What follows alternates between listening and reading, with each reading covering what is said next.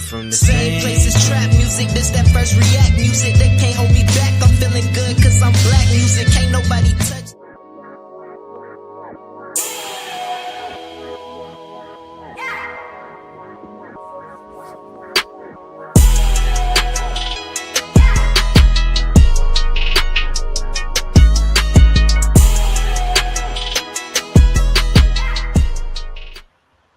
Happy Sunday, and welcome back to another episode of Cigar Sundays Live, where we define, examine, and analyze words, saying, and phrases used in American culture.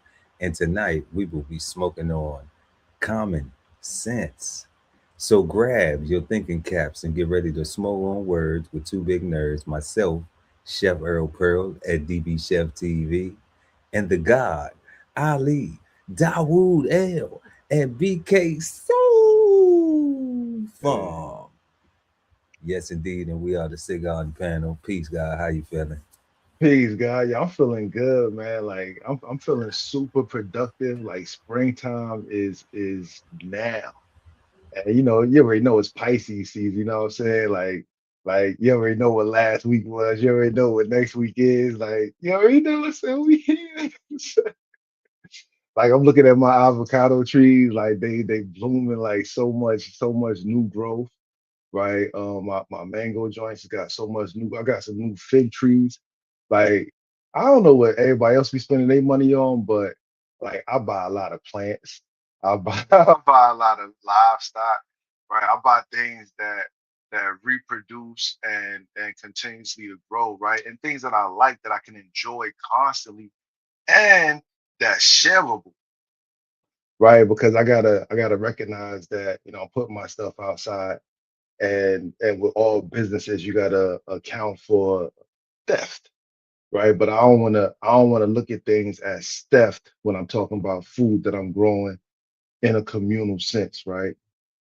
It's BK Soul Farm, it's family economics, right? And what I'm trying to do kind of requires me to be outside of myself just a little bit and be more accepting of the people, right? So it's been love, son. Like it's just boom, blossoming. Like, and I don't know. You see my videos with the pepper coming out of my fish tank with my little bass in that Of joint. course, of course. I'm liking everything. I'm liking everything. I'm loving. Yo, I'm getting the hearts. It's all hearts. right, you can grow bass in the fish tank, right? Like with peppers on top and sweet potatoes on top, right? Like you can do a bunch of things, man. Get the book. It's good for me, good for you. Definitely, How about you, God? What you got? definitely, God. Well, I have been always, each and every day, thankful for another day. Um, and been loving life, Hell yeah. and enjoying life, enjoying my wife, enjoying, you know, just being able to relax and be thankful for things, and and put things, what's the new saying? The new saying is enjoying the fact that I'm doing something today that if I'm fortunate enough to get tomorrow, I can enjoy. You Word. know.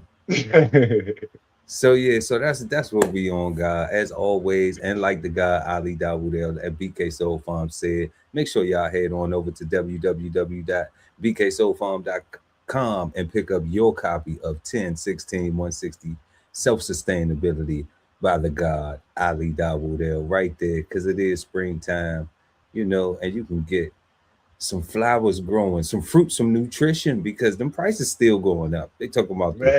They talking about the Straits of Hormuz and all that stuff, man. But you know what?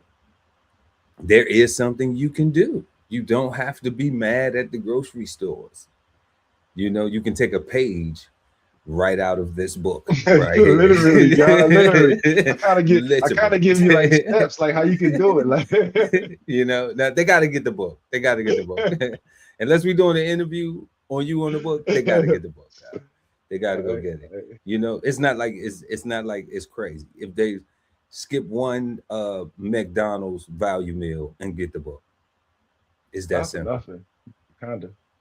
You know what I'm saying? It's that simple. All right. Also, subscribe to DB Chef TV, y'all, and win $100. What we doing is, um, our last contest we had, there was a not a lot of participation, not really any participation. So, you know, we said we're gonna run it back Let's run it because back. even if you don't want it, we still gonna give it to you. You know, but of course it ain't free. You always gotta do something. Nothing in America is free. You gotta do something to get it. So it's something free that you can do. Subscribe to DB Chef TV, and then we just gonna, put some subscribers in the hat, and we gonna pull it out, and we gonna help you out with some gas money or something. You know, Real talk, real just for talk. showing up and helping out. We're gonna buy you dinner. I don't know.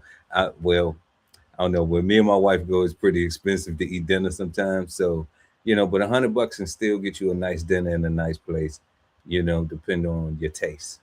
So that's what we trying to do here at DB Chef TV.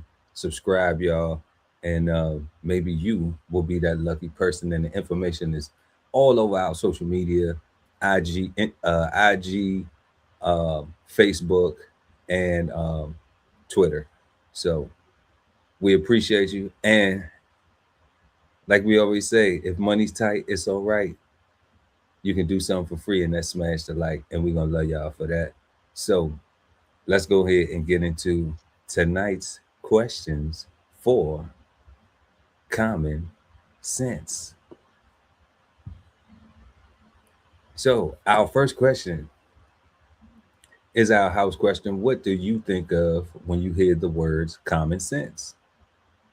Two, is common sense learned or are we born with it, and why?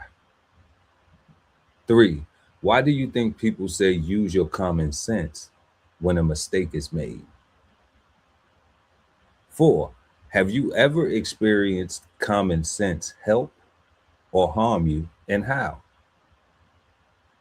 And last but never least, our fifth and final question, is the phrase common sense bad, good, or misunderstood? And you know what you got to do in order to find out what myself or the God Ali Dawood thinks about that. You got to stick around to the end of the show. So that means you get to answer these questions with us. You get to exchange insights with us in the live chat. And depending on when you're watching this, you can also do that in the comments. We're going to respond to each and every single thing, even if it's just a, hey, I like the show. Hey, the show was some trash. Hey, y'all sound stupid. Hey, y'all sound smart. It don't matter. You know, whatever your comment is, we're going to comment back. We're gonna chop it up with you. So our first question of the evening, what do you think of when you hear the words common sense? The God Ali Dawood El at BK Soul Farm. Peace, God. Peace, God. Um, so the very first thing I think about when I think about common sense is WTF. What the flip is that? Right? What is common sense, right? I think about we live like I'm from Brooklyn, right? And I think about New York City as itself, right? And even just thinking about Brooklyn, period, um, colloquially, we call it the planet of Brooklyn, right? Like that's how serious we are about our city, right? Like our borough, like we call it the planet of Brooklyn, right? So, but and when you think about what all encompasses and makes up uh the planet of Brooklyn, there's so many cultures that come from different places newly and that have been there for so long that make up the fabric of what is Brooklyn. That when you talk about common sense, um, I find that it's difficult in a melting pot, right? And I say that because of my second thought process when it comes to common sense. I think is a lost tribal connection, right? A form of communication that that was developed and learned in tribes because I feel like for something to be common, we have to be common, right? And the only way for for us to be common universally, like meaning like on a regular basis, is when we were in tribes, or at least in my mind, right? Because in a tribe, in order for that tribe to be successful, everybody got to be on the same type time. So it's common sense to do this, and common sense to do that. It's common sense when you come across this scenario to respond this way, because that's how you and your people would do it. And to take that tribal person and put them into a melting pot and say go, with no um formulation or no uh merging or mixing and merging of cultures, or acknowledging that we need to you know, and come to a common ground. I find that's where I get to the first part, like what the F, right? Because I don't know what that is, because it's hard for me to conceive with so many people with so many different thought processes, right? So I really don't know what the hell it is for real. I think it's God, it can only let me ask you something on that right there real quick though. When you say that part right there, do you think that's maybe like take the training wheels off, and if you fall, like I won't know if you're gonna fall until you check. Like you was talking which about part? the melting pot. You was like, okay, people get inserted into this melting pot, and they don't have, because it was intriguing, and they don't have all of the tools necessary, right, to be able to communicate with each other. They don't have all of the knowledge that's necessary to know, you know, what is common. So is that similar to like taking the training wheels off? You know, it's like you're gonna have to learn to fall. You had to learn to fall, right? you know, you know, it's like you're gonna, you know, you're gonna have to learn to scrape your knee up Right? and know what that feels like, right? And and balance is natural, right? Because you will learn your balance. You will learn to balance, right? Because we are human, and we are natural beings in nature. We're part of nature, and balancing is we can walk, right? We learn how to balance, right? So we will learn how to do that. However, um, some of us might not be able to steer straight, right? Some of us, might be wobbly with it, when we do it, right? Like however we stay up is how we stay up. However we move forward is how we move forward. And in my movement, I might rub you the wrong way. I didn't fall, so I'm gonna get to my destination. I'm gonna achieve my outcome and my goal.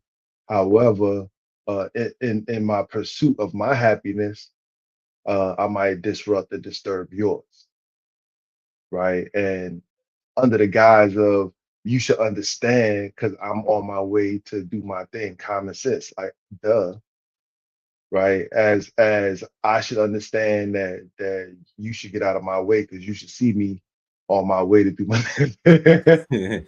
I don't know if that's common sense or not, though.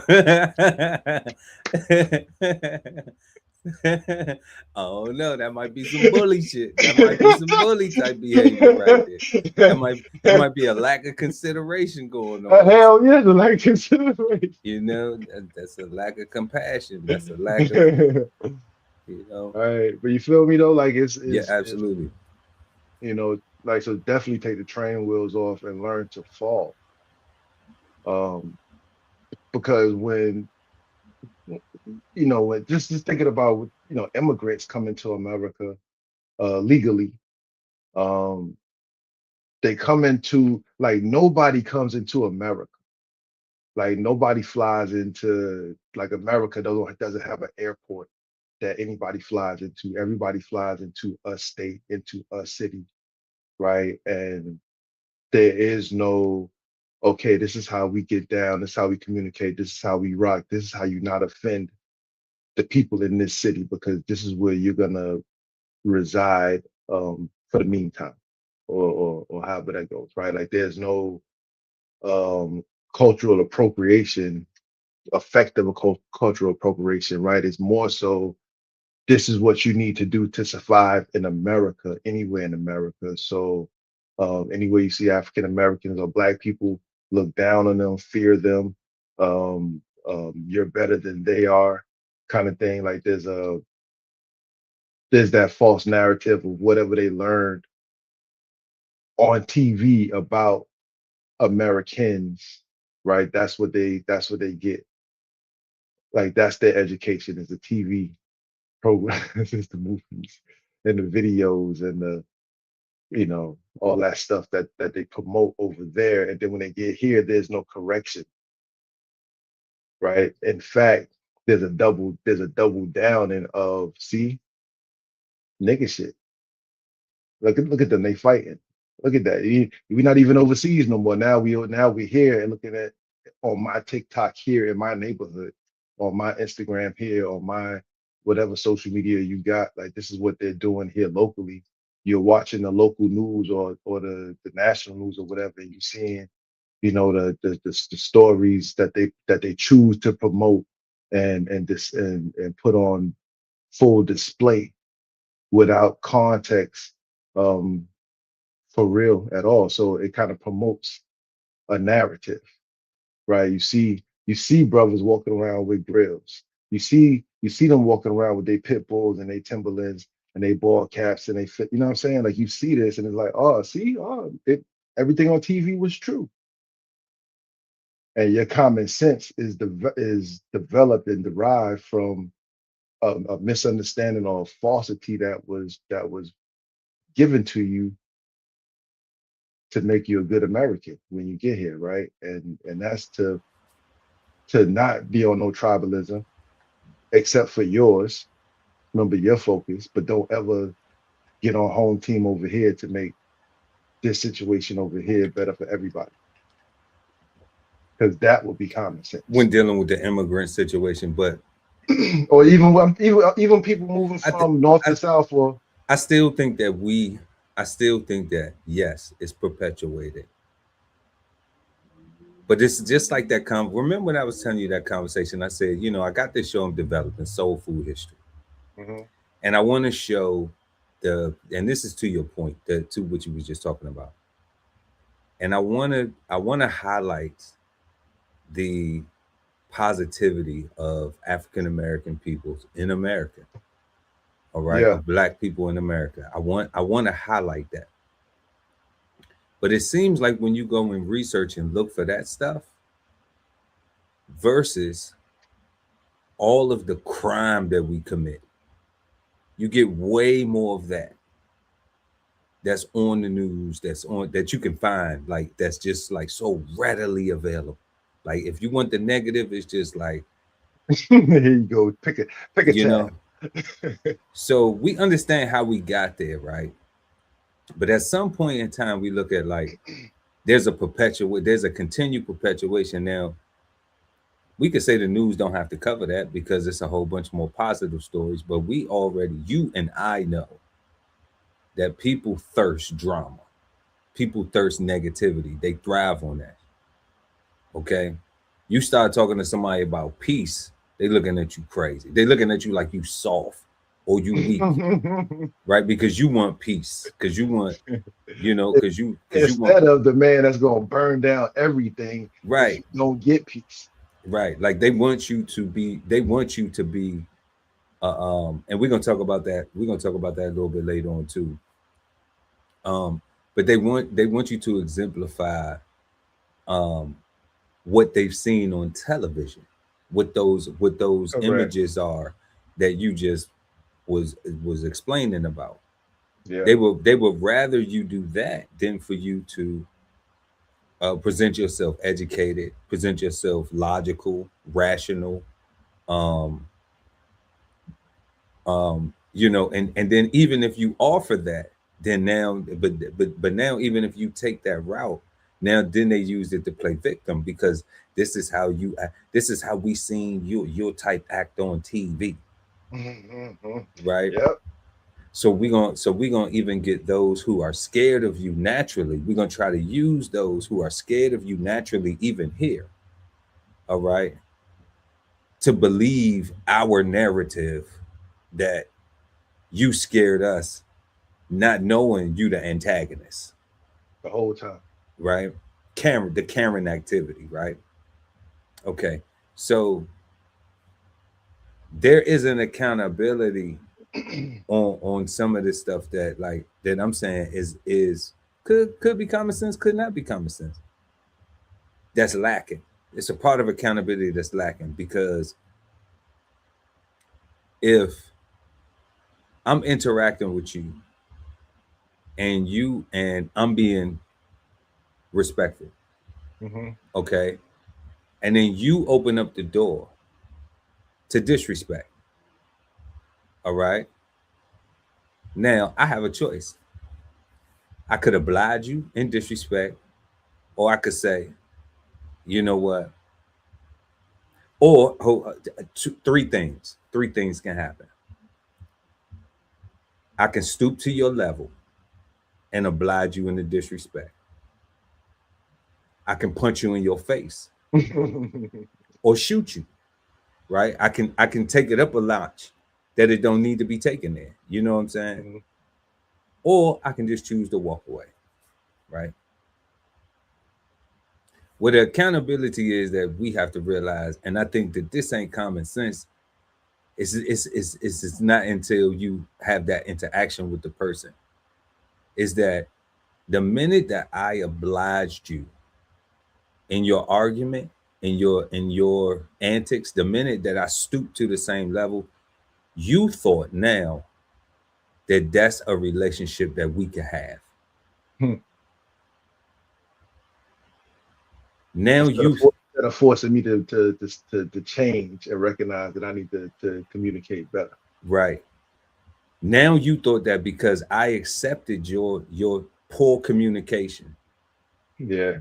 that now that's the relationship that we will have moving forward. But see, I'm the type of person that'll tell you, if this the way you want to do it, you're not gonna be able to do it with me like this no more. I might entertain you one time.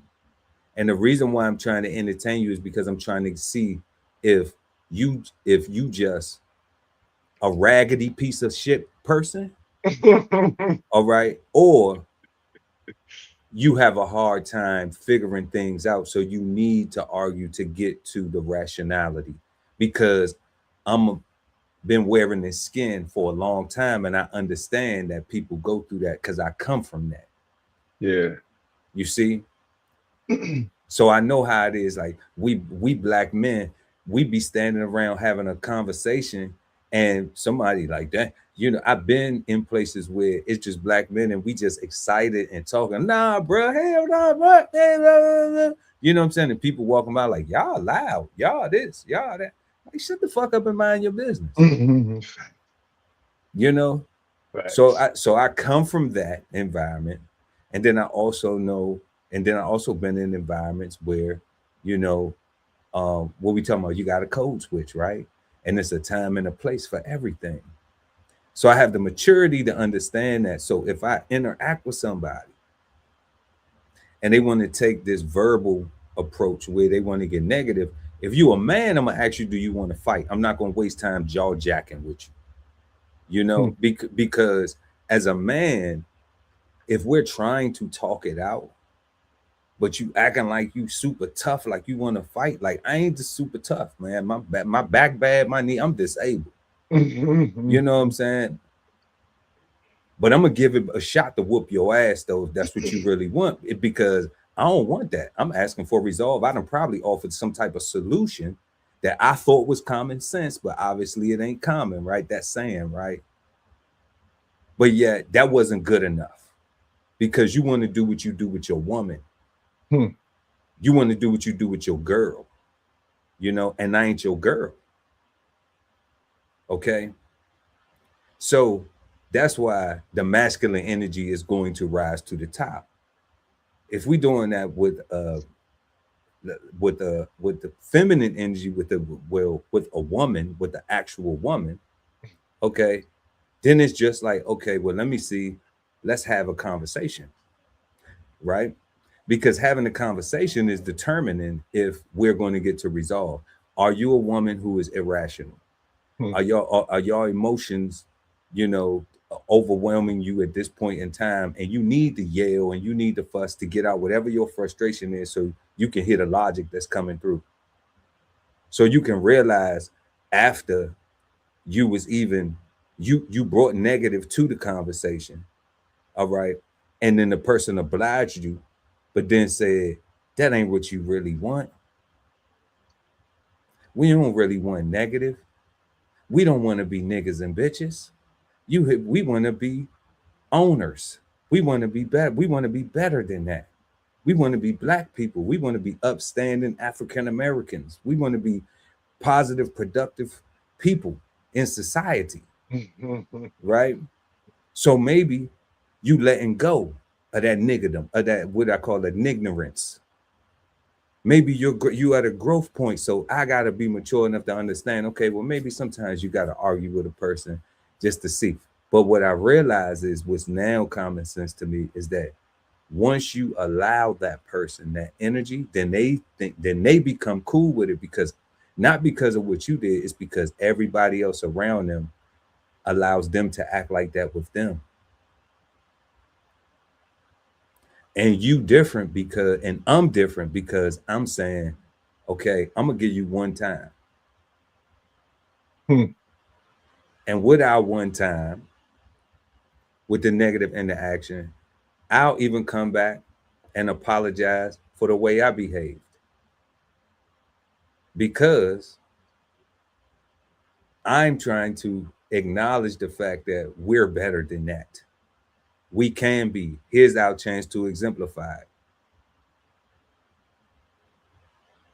But that saying goes, you can't want it for somebody else more than they want it for themselves. No.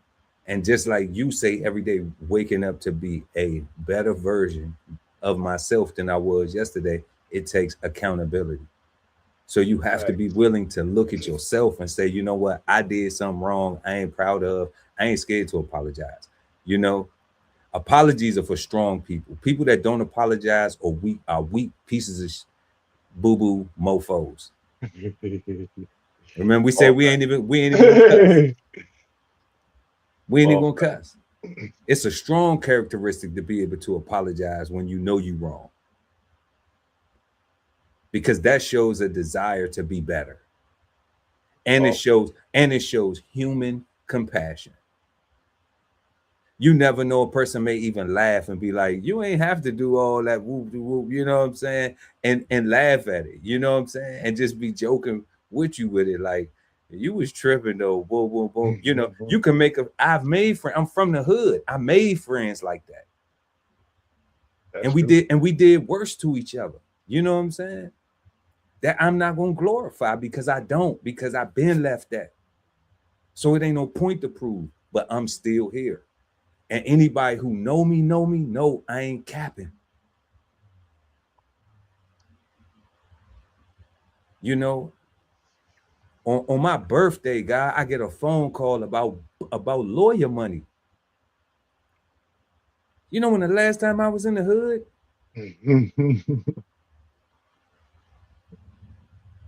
lodge meeting. That's it. And we doing work. We doing good business. You know, so I'm just like, come on, family. So, you know, when I hear the words common sense, you know, I'm at a I could have had some type of, you know, philosophical, some type of anything, but like I'm at a point with today, God, like I don't know what common sense is anymore. You know, my granddad used to say common sense ain't common to everybody, right? But now I'm to the point where I'm just like, you know, people aren't, like you said earlier, to your point, it's so excellent, God, that people aren't, their knowledge base is not on the same level. So what may be common to you is not common to them, and their common things is because they used to that. you know. And what you just said makes that statement less offensive. Common sense and common for everybody sounds offensive when people be saying it because they be meaning it like that. But the reality is, like you're making the observation and you're saying it out loud that this person is from someplace different, and we're not communicating effectively right now, right? Like this person is not getting it. Like they might not be somebody you can talk to for real. They might Like they not be somebody you can talk like to, they, right? like they They just might just they just might be somebody that got to talk to somebody else. right. You might have to meet. You might have to anytime you interact with this person, you need a mediator. You know, Facts. because Facts. because this person is just that ignorant. You know, Facts. and that's it. It's just like they just that ignorant. They have made up in their mind that they hate you for some reason. When if when you know, or you made up in your mind that you hate them for some reason, you know, because people like to harbor hate and like to harbor drama, you know. And I tell anybody who got hate for me, I hope it turn into cancer and you die. You know what I'm saying? Like for real, because I'm an approachable person, so you can come and have a conversation with me and tell me Earl can get checked. Chef Earl Pearl can get checked. Bro, I ain't like what you said. I ain't like what you did. Blah, blah, blah. Don't come like you damn about to execute some judgment because I'm going to protect myself. Facts. All right. But constructive, harsh, constructive, critic, brutal honesty, I'm with that. Okay. I'm with that so we can resolve because obviously you saying our relationship is messed up. I want to know where it went. I want to know where did we go wrong, you know, because that ain't cool. I feel some type of way about it. That's what family, that's what friend, my brothers, anybody, friends, anybody, unless you a coward.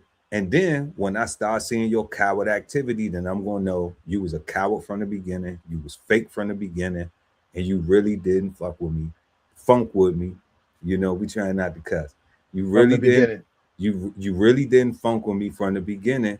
You were trying to use me, and then when you could not use me the way that you wanted to, then now I'm the bad person.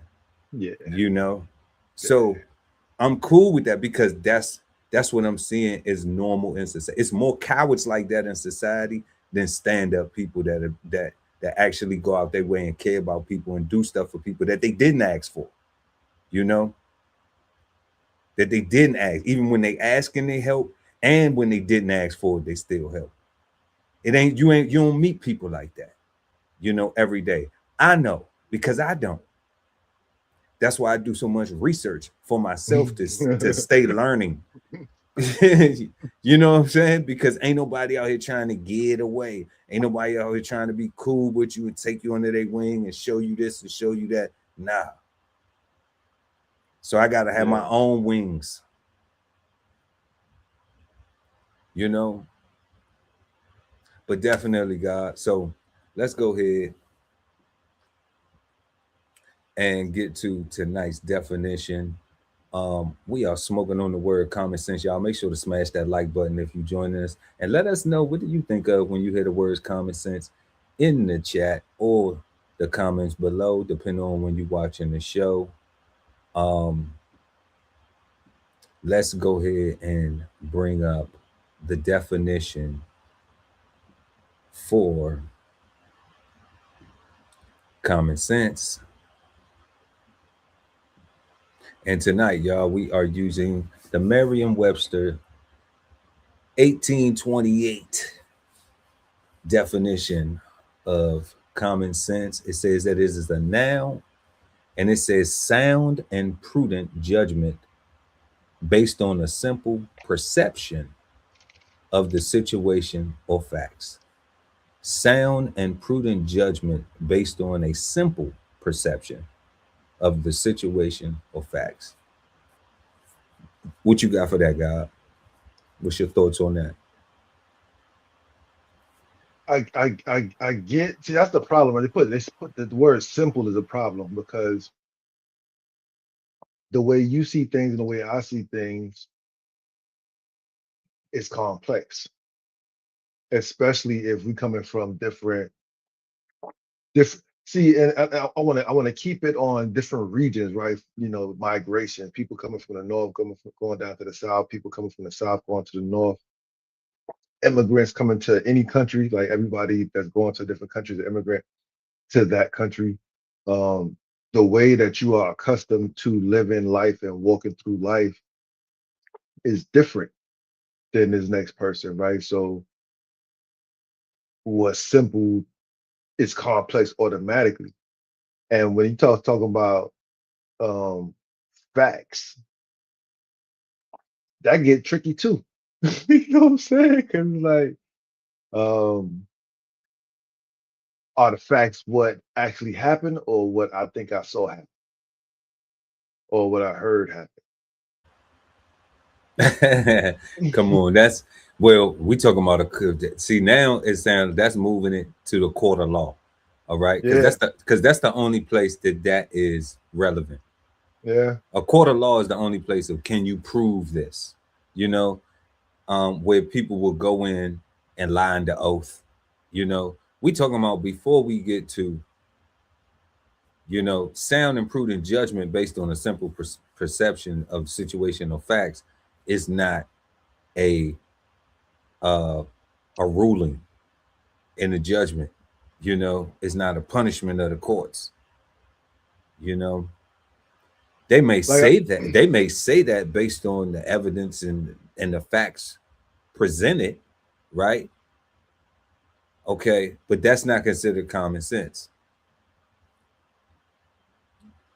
What we talking about is the context and the way we use in this common sense. Where, like I agree with you said, everybody's knowledge base is different. So because people's knowledge base is different, that's why we have these meanings that everybody has to different things. That's why one in community, if we putting it on communication, communication is the first blockage in the ability to be able to get something done effectively, and that's because the knowledge base is different. What I deem as common sense, you haven't been taught that, right? Or yeah, you or you been haven't exposed to it, exposed to it or encountered it to add value to it in the way that I do. right? Okay. Like I'm a farmer, right? But I know nothing about bovine. Like I've never been around any cows, bulls of any kind, right? Like I don't know anything about that. Um, but it doesn't take away the fact that I am a farmer, right? But you got specialties and you got people that got specific skill sets and people that got niches, and that's okay. And it's not a competition. It's like I thank God for those dudes, right? I like a good burger, right? And I ain't got the land to do that, so I appreciate all the people that do. Right? It's never can be everybody should know everything just because you say, oh, you can't know everything. I mean, you can't know everything, but it says sound and prudent judgment based on a simple perception of the situation or facts. So, you know, a simple perception of the situational facts. Everybody isn't knowledgeable about every situation or the facts, you know? Yeah. That's my problem with that. That is the because it starts off really good and and it should be easy, right? Sound and prudent judgment. That sounds reasonable, How right? knowledgeable are you about the facts? Now we can go to certain things, right? So let's say sound and prudent judgment based on simple perception of of the situation of facts. Now, when we talking about common sense, right? I had a situation where um you know, I spoke to you about it with, but somebody was talking about courtesy, Yeah, right? So even courtesies, when they communicated it to me, I understand what they were because I'm on the knowledge level that they are, understanding courtesies. when they described some safety hazards and things like that that needed to be pointed out, I understood those safety habits and safety concern, you know, because I was trying to communicate some safety hazards and safety concerns, but was met with nastiness and disrespect. So I didn't feel like I needed to say nothing about them safety concerns, because if you ain't gonna do nothing about the main thing that I'm trying to holler at you about, then why I'm gonna warn you about, you know what I'm saying? Like you asked for that, you know, by Man, being learn to fall. yeah, like learn to fall, you know. Like when I was trying to be nice, you ain't want nice, you know, but you wanted to waste a person's time, all right, because the situation still hasn't been, they still haven't been a better version of themselves since the first time, right? I have, for sure. But we're gonna talk about that some more later on. All right. But here we go with sound and prudent judgment based on the situation and the facts, the courtesies, even something as a courtesy. If you don't look at it as those courtesies are something that I identify with, right? Like let's say something simple, holding the door open for a Facts. person, like holding the door open for a person when you passing in and out of a store, right? If you don't look at that as a common courtesy, then when you going in and out through doors and stuff, guess what you're gonna be doing? You're gonna be letting doors slam on people. Facts. Because you don't think that I don't need to hold no door. That's your attitude. So Or even that, not, or you're not gonna say thank you for the person holding the door for you. or you're not even gonna say thank you for somebody holding the door for you.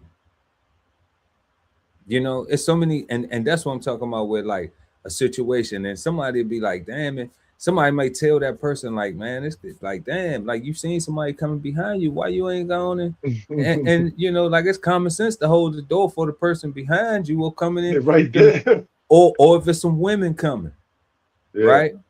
Or some elders, some babies, and you a man. I don't give a damn if you on a cane, because I've been on the cane, okay? Yeah. And if I don't keep my health together, I'm gonna remain on the cane. All right. So even if I got the cane, bro, if I'm getting out the truck with the cane in my hand and I'm going into don't no matter where it is, and there's some babies or some women or some elders, I'm holding the door. Yeah. But to somebody who ain't been taught no better, who don't value that, okay? Like I ain't holding the door because I'm looking for a thank you. I'm holding the door because that's what my granddad told me. I'm a respectable man, and you ain't gonna disrespect me because you having a bad day. But you could though. But I'm okay to be disrespected if you having a bad day. Just say that later on. Be human enough to say that, to admit that you was going through something and you wanted to take it out on me. So I don't think that is personal. Because now once I think that it's personal, then it's like, okay, well, I'm going to protect my person too. Facts.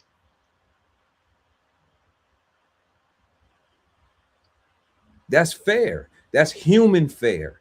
That ain't, that ain't no racist thing. That ain't no That's ethnicity thing. self-preservation.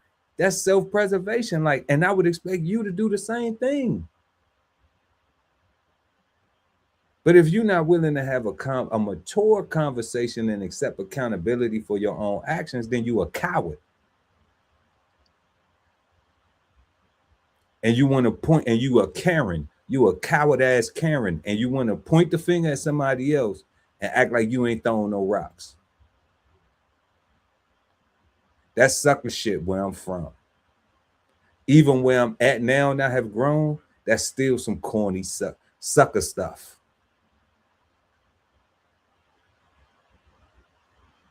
Because we can be better versions of ourselves.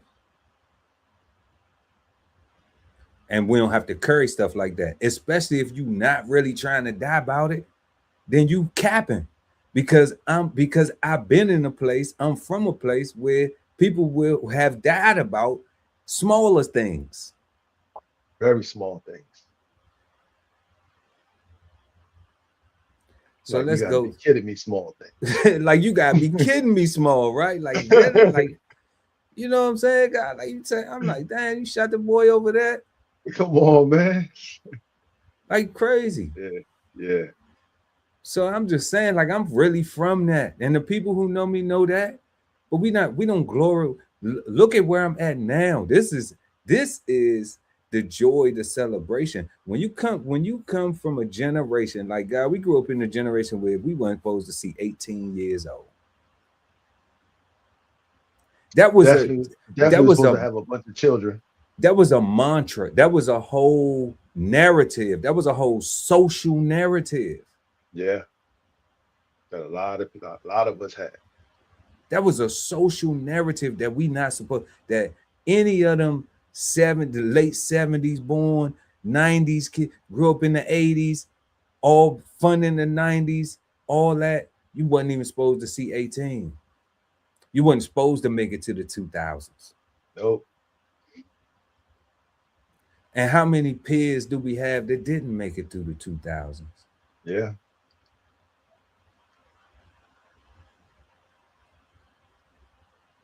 Yeah. Now, we could think like, oh, well, it's common sense. You're supposed to know that. No, why? When we was living our life, we weren't checking for that, for what the old folks was doing, you know? Not at all. Right? So the thing is that I understand it. It's just that selfishness is at an all-time high right now. Like, it's just ridiculous. Selfishness has become a disgusting human characteristic, because it's not Selfishness and a technical game. People. So when you was talking about I was thinking about we have different degrees of experiences, right? So somebody uh, may not think that what they're doing to you is as bad as it really is, and may not warrant. Say that Um, again. What you said? Say that one more they time though. Run that back. somebody might not think that what they're doing to you is as bad as you think or feel that it is. It come like that whole Horrible. why'd you shoot that man? All he did was spit in your face. Right? It come like, did the punishment deserve the crime kind of thing. And when you start thinking like that, instead of offense, defense, when you start putting levels to things, it complicates the simple perceptions, right? Or the scenarios, because if you don't think somebody getting spit on is worth getting shot, you might think that they only should get spit back on, right? And now you got a spit fight. You know what I'm saying? Like, you might think that that's but if one of those stupid people are on your jury, like, you fucked, right? Mhm. You know what I'm saying? Because they like, why he just didn't spit back? Duh, right? It wasn't even that serious, right? Like, nobody died. Well, until he took it too far, right? And that's what I mean by that, right? Like, I mean, even if you broke some teeth out their mouth, they still gonna think you took it too far. You still could end up in and, front of a jury for correct, breaking some teeth. and that's what I'm saying, right? Like, because we see things in degrees, and that's what I'm saying. Like, there's no no baseline that we all accept as this. Right is right, wrong is wrong. Like, we got all this. Well, technically, that's why I hate debates, because debates take away right is right, wrong is wrong, and it makes it so that whoever has the best ability to articulate and orate is the better debater. And if they are the better debater, then they win. No. And see, that's only if they are debating. Okay. That's what I'm saying, right? That's what I'm saying. But there still is a right or a wrong. Okay. So I don't care. Like, and see, that's only and that's only God when people are not being honest about what they did.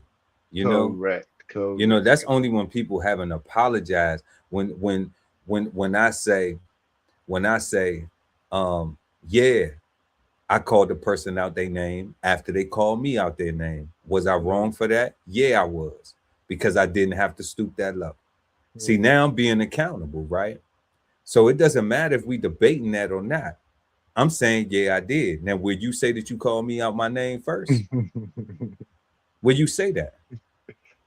Right? Well, you ain't Would, had to call me out my name like that. You ain't had to say it so harshly. okay, but let me ask you this. Will you admit that you brought that negative energy to the conversation and everything I said to you before that was kind? Nah, God, like you had like kind of energy about yourself, right? Like it was like a Hold on, whole vibe. We ain't talking about my energy about myself. We're not talking about, we talking about the conversation that we were having when I said, hey, is it fucked up between us? Like, is it fuck you? Is it fuck? Did I do something wrong? Let me know, because I ain't on that. That's not what I'm on.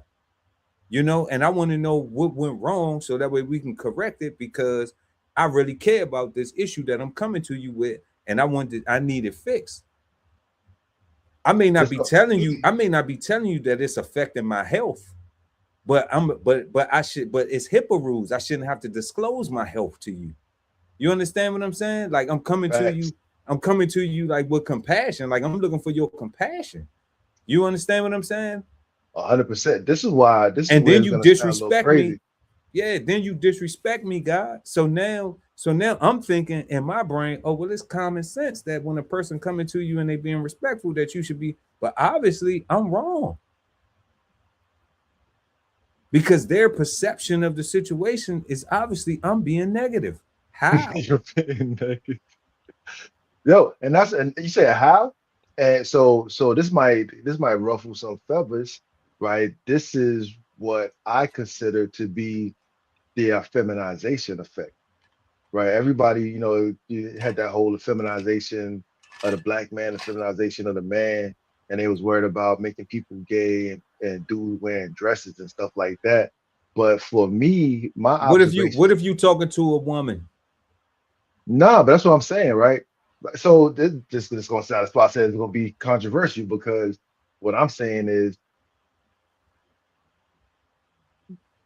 we've adopted a thought process of a female, of femininity, where Got you. where logically we're not going to necessarily listen to what is said for context first. um how I feel about what you said takes precedence, and I may not have heard exactly what you said because I was more focused on the feelings that I was feeling, and I actually um heard something completely different. So when you said, "Is it fuck me?" I actually thought heard you say "fuck me." Even when you asked, what you mean, right? Yeah, And but when you said what and I you mean, reset it, I and I thought you was being reset it, I thought and you was being sarcastic and playing in my face, right? so when I say no, I'm serious, and I'm not trying to be rude. I'm not, but based on what has happened, that's the way I'm interpreting this. And if I'm interpreting this wrong, then I'm here to have this conversation with you so you correct it. So the thing is, right, is that some people may not be advanced enough to have these conversations. Correct. They're not mature enough yet, right? Like They're not mature enough to have these they conversations. still in their feelings, You right? know, They're not thinking for real. They in their feelings. They're not processing. They're only feeling. they're only feeling. Because I get it when the guys do it. It's a colloquial term that's used for that. We're not gonna promote that, but but at the end of the day, it's just like, yeah, it is you acting real feminine. We get that part, you Yeah. know, because then they'll say.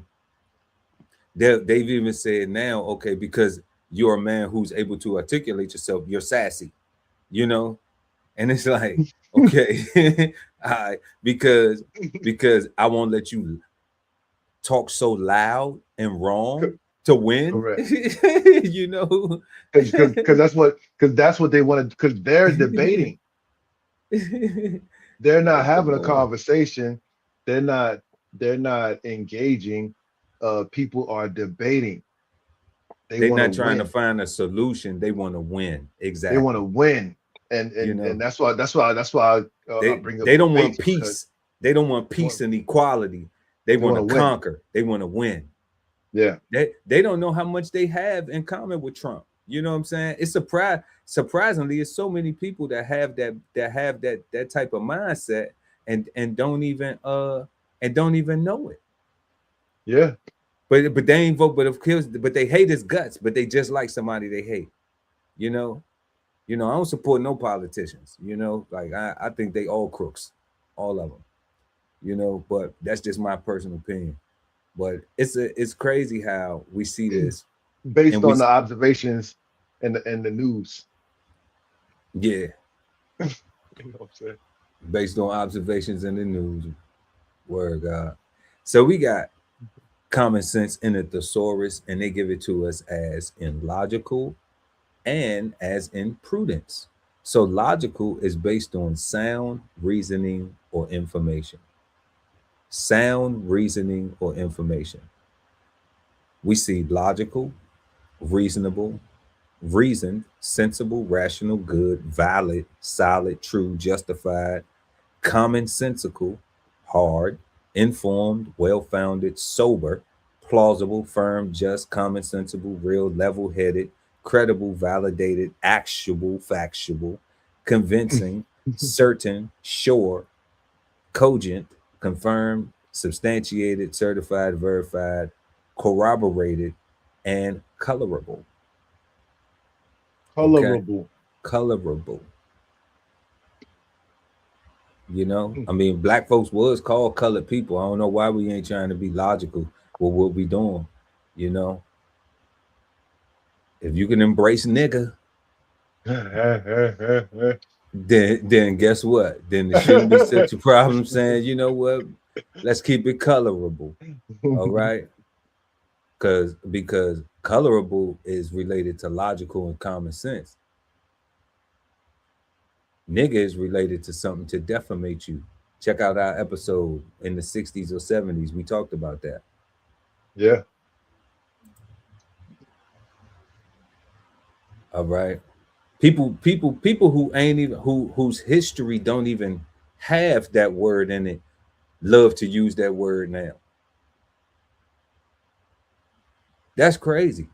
People whose ethnic history don't even have a use of that word like to use that word now to be cool. A word Yeah. that was specifically made to defamate African American people. Yeah. It's crazy, right? It's crazy. Tell me I'm lying. When y'all tell me I'm lying, I stop. So then we see common sense as imprudence, the ability to make intelligent decisions, especially in everyday matters. Nah, common sense is not common out here. Big facts. Based on prudence, common sense is not common at all. The ability to make intelligent decisions, especially in everyday matters, nah. People stupid out here for real. Yo, Dumb. not only are people stupid, People stupid out here. there's so much misinformation and disinformation out here that everyday matters isn't so everyday and mundane. Like that's what I'm saying. It's so much. It's too much for things to be common. You It's too know, many ways to manipulate and to tell a story, to sell news. and only them people who think that they are actually stupid, who think that they don't possess prudence in their common sense, the ability to make intelligent decisions, especially in everyday matters, should feel offended. And you should be. But that only applies to the people who looking at themselves, right? Who look at themselves when they hear this and they say, damn, I know I fuck up. I know I mess up daily. I know I mess up, blah, blah, blah. Okay, well, guess what? You can do something about it. You can make a choice to become a better version of yourself. And if this is something that can help it, improving my ability to make intelligent decisions, especially in everyday matters, then I need to be working on how to be intelligent. I need to be working on my decision making in my everyday matters. I need to be working on changing the things that I want to see in my life and make that happen. Because who else gonna do it for you? So ain't nobody telling you nothing, ain't nobody suggesting nothing to do that I ain't have to do for my own self. Okay. So in being prudent, we got prudence, wisdom, sense, horse sense, wit, discretion, policy, intelligence, brains, insight, logicalness, gumption, street smarts, logicality, gray matter, sensibleness, judgment, level-headedness, nous, discreetness, caution, practically, for thoughtfulness, discrimination. Got to discriminate on some of these folks. People be mad when I be like, man, them people is dirty. Them people lazy. Them folks tacky. Them folks ain't got no self-respect because they don't even know how to respect themselves enough to respect somebody else. Yeah, I'm discriminating against that low vibrational energy. Because my common sense tells me better that if I'm around that, that's going to be detrimental to elevation. And we need elevation. We working on getting better. We ain't working on anything that we thought was cool in the past. Now, did I think that that was cool in the past? Being ignorant. Not in all cases, okay? When we talk about the code switching, not thinking that, or holding on to the fact that I can talk to anybody any old type of way anywhere. Facts. Okay? No. That's not the case. There's a time and a place for everything. So I have to discriminate on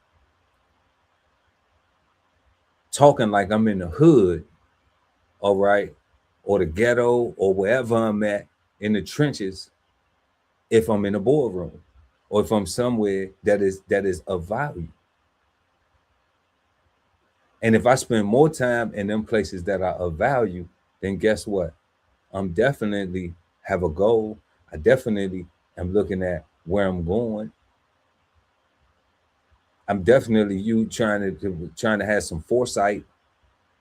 I'm definitely trying to have some rationality, some farsightedness. And farsightedness means that I'm gonna have to discriminate on some of them things that I used to think was cool. And it ain't limited to people, it ain't limited to habits. It spans from people from relationships to habits to practices in order for me to get to that better version of myself. So then we see forehandedness, foresightedness, discernment, gotta have that. Saga City, penetration, rationalness, care. That's the first thing. Too many folks be saying, I don't care, I don't care, I don't care, I don't care. You care about something. And if it really start to affect you, then you really gonna care. I care about a lot of stuff. I don't have no I don't care attitude. I don't have no F nobody attitude. One, because I wouldn't even give you my hind parts to kiss. Okay. You know, in our culture, there's this negative thing where people be like SMD, right? You know, they like to say that. Suck my, I wouldn't even invite you to my private part. I cherish my private parts too much to invite you to it. That's why I wouldn't even give you my hind parts to kiss. Okay? You're not even worth kissing kissing where my doo-doo come out at. That's why I wouldn't give you my hind parts to kiss. Precautionary. You might have some funk on your tongue or something, or on your lip. You might have a bump on your lip. All right. Acumen, shrewdness. Yeah, I'm shrewd. Because I done been through some stuff. And still going through it today. And that's why I'm thankful for every single day that I get breath. Astuteness, circumspection, sapience, premeditation, keenness, clear-headedness. Okay? And what's that one right there, God? Perspicacity.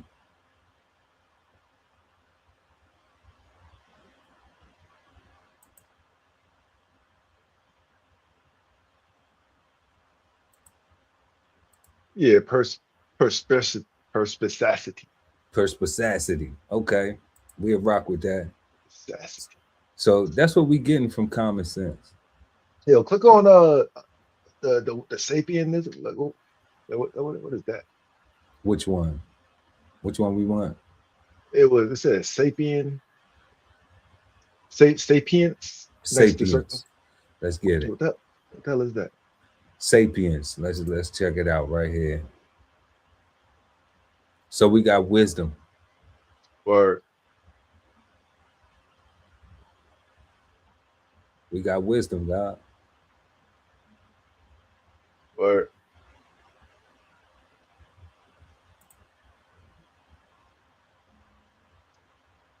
yeah, that's what I'm saying, man. Like we got way too many feelings, and if you feel away and I feel away, what commonality is there other than we both got feelings? I mean, I say this, God, like everybody gonna have feelings. Yeah. You know, like feelings are normal. Everybody gonna have feelings, but when do people make the mature decision of putting their feelings to the side? Okay, not completely removing them, just being able to put them to the side for a second and look process it though. Right, and just say, okay, look, what's the goal here? What's the, what is, and what that does is now that begins to allow that person or that individual to now assess all of the actions. The first part of that, they're gonna spend on what they did, what you did, the blame. That's normal. That's easy. But you already know what pissed you off. Okay.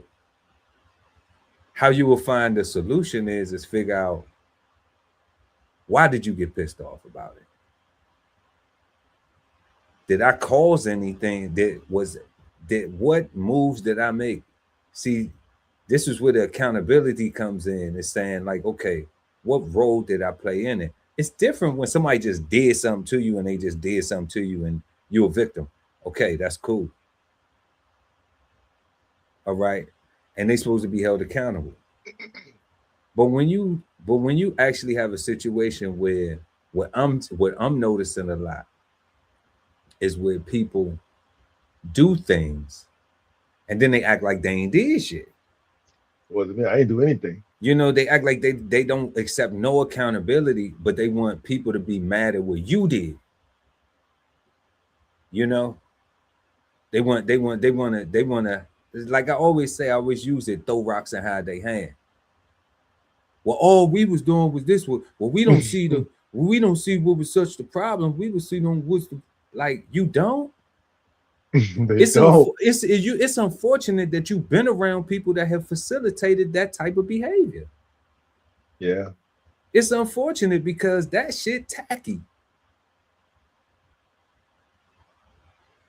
Like at the end of the day, like that's low class. You know what I'm saying?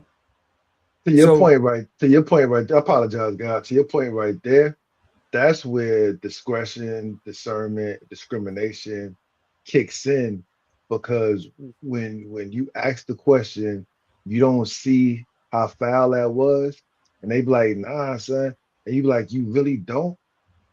At that moment, you have to accept like what you're dealing with, and be willing to walk away, right? Be willing to leave them there, or prepare yourself for the long haul, right? Or Like, prepare yourself for the long haul. Touche. Touche. You just gotta prepare yourself. Prepare yourself for it. Prepare yourself for it, because you baby. gotta fight, bro. Like you're Prepare in a fight. yourself for it, baby. You know what I'm saying? You gotta prepare yourself for it. You're in a fight. Like For you got real, 12 God. rounds, bro. You going I'm the trying to distance. tell you. You know, and that's why I be like, not in no tough guy shit. Like I never No, been a sucker my whole life. You know what I'm saying? Have are there people out there who could say, oh, he a sucker? I'm sure it is, because they use my love to do something conniving. facts. I ain't never worried about an enemy. It's only the people that I ever loved that did some sucker stuff to me. That's it. You know, because once you made yourself aware that you're an enemy, now I'm on defense. You know, now I'm watching you. Now, okay, let's see. Like if I don't want a war. I'd rather we just be cool and barbecue some wings and everything be cool, Share some, what's my man name from Tim the Tool Man? Like, what's his homeboy named Al, who was across the Yeah, gate? Like yeah. I'm trying to pass some cucumbers and stuff. You know what I'm saying, God? Like I'm trying to get the garden, go in the community garden and do some things, that the youth can see is beneficial, because ain't no examples of that no more. It's just McDonald's and fast food.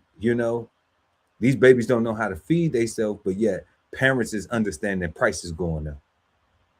Yo, Tim the Two Man, that was a perfect example of what I'm talking about as far as tribalism, right? Because what they exemplified was a good neighborly relationship. They ain't even necessarily even see each other's face. Remember? Like, They because didn't. For a long time, they didn't even know how he like looked. it was Well, like a whole we didn't know how he looked. that's what I'm saying, right? For Right. from my perspective, it was like a whole relationship built with um helping each other out over the fence, right? Like, yo, Over the and it fence. was regular. We ain't even need to see each other face. You live right here, I live right here. I don't watch your family grow up. You done seen mine. Like, you know what I'm saying? Like it's our It's tribe is. community. It's That's what I'm saying. community. Like that's that tribalism that I'm talking about that we It's got to get back. community. Yeah, And everybody want to live in a nice neighborhood, but don't nobody want community. right. You got to be a good neighbor, right? If you can't, and that's the thing, right? Like people move into neighborhoods, right, or move into communities where they don't like the people that they are living around, right? And they want to change um the people that they move around instead of living someplace else,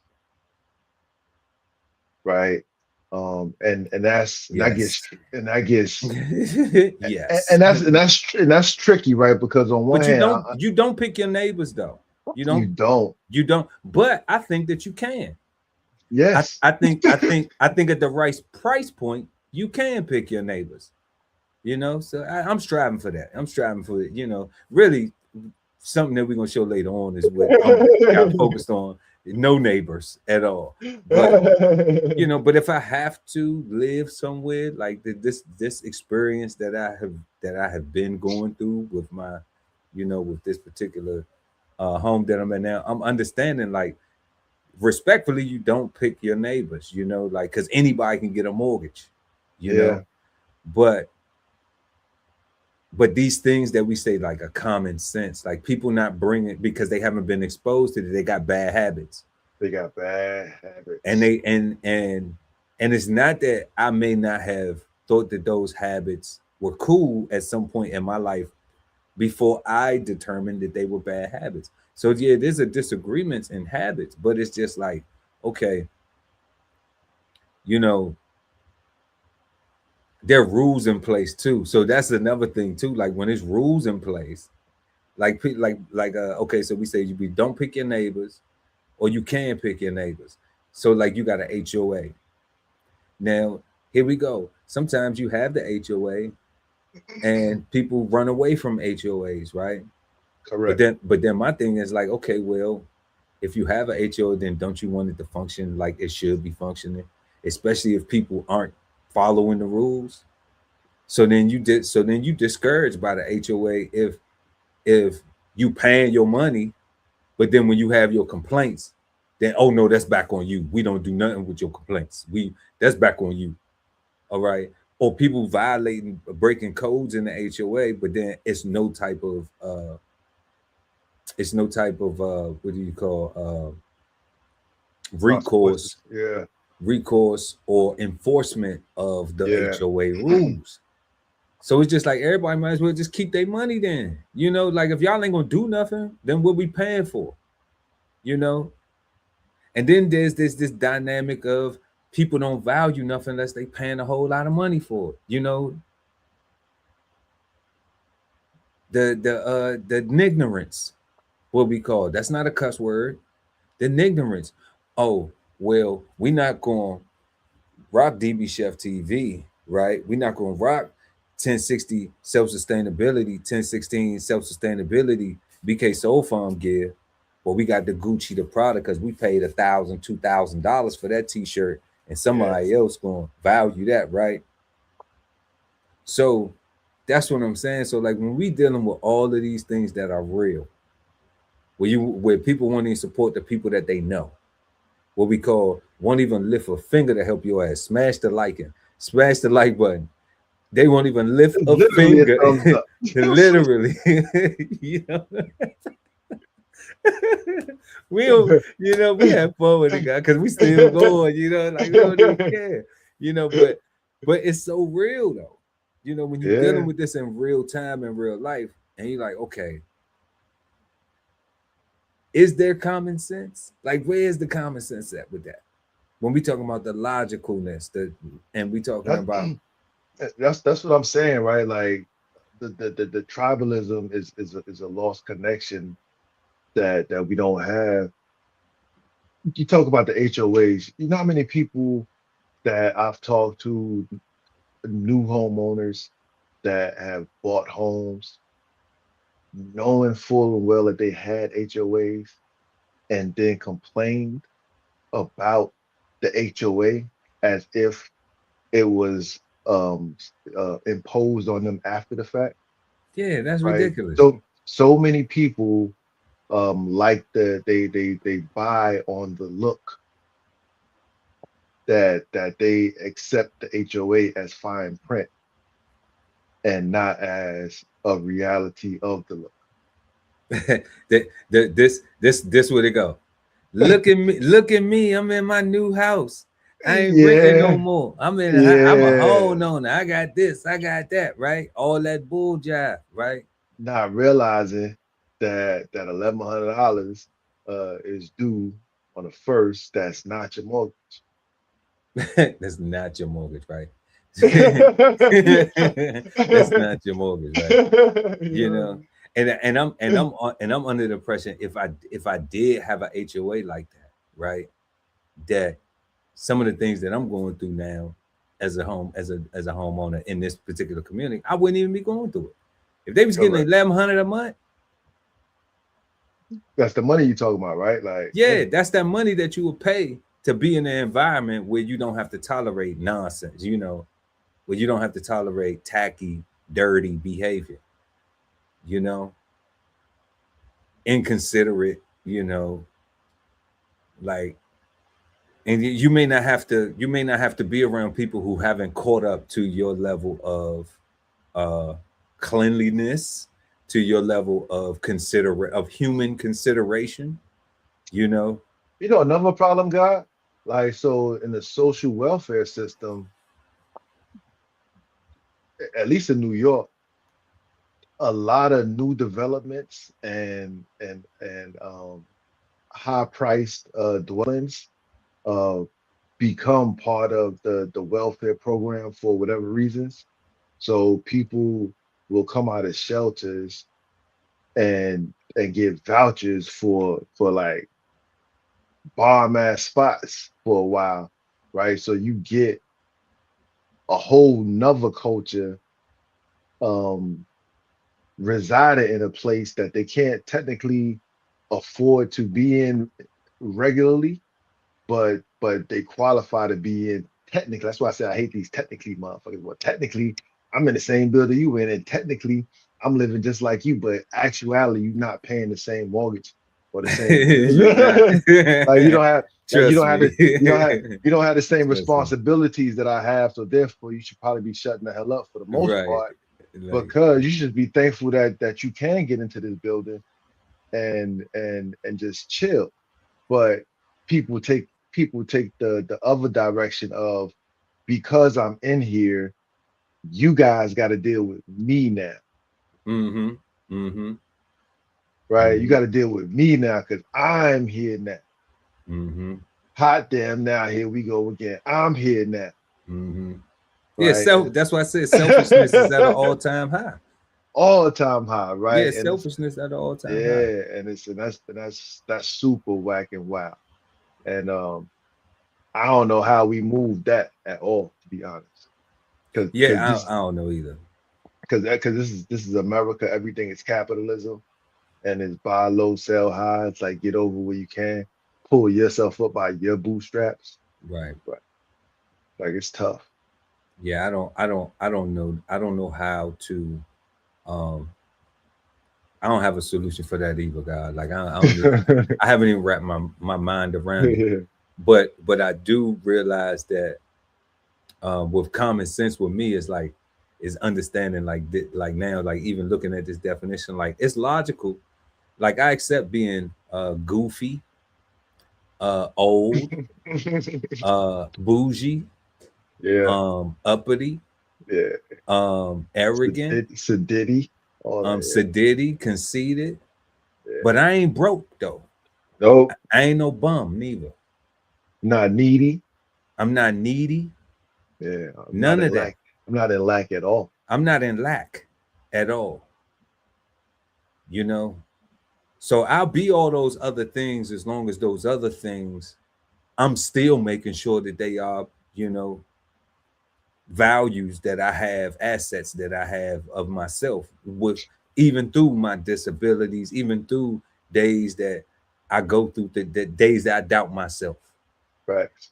Because don't think that it ain't that that it's all, we on the internet. Like I always say, it's on the internet. We're gonna give you a show. It's we're gonna be entertained for real.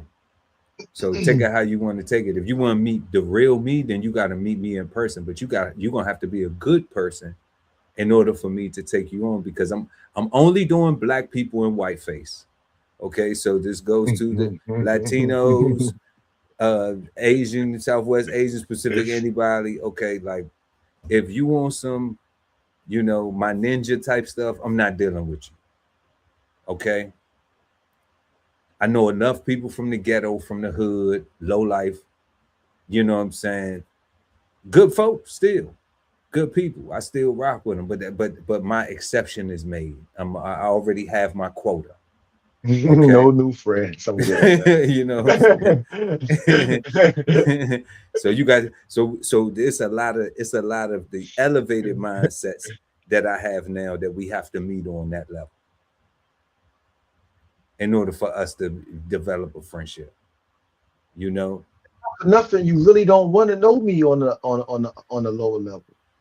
and I don't think people don't want to know me on no level. A matter of fact, I don't even want to know the old me Nah, on that so low level. you know,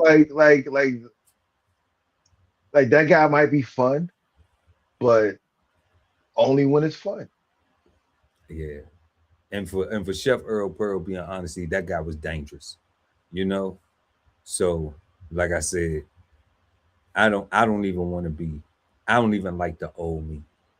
Okay, because that young guy didn't have compassion, didn't have consideration, didn't like now I care about death.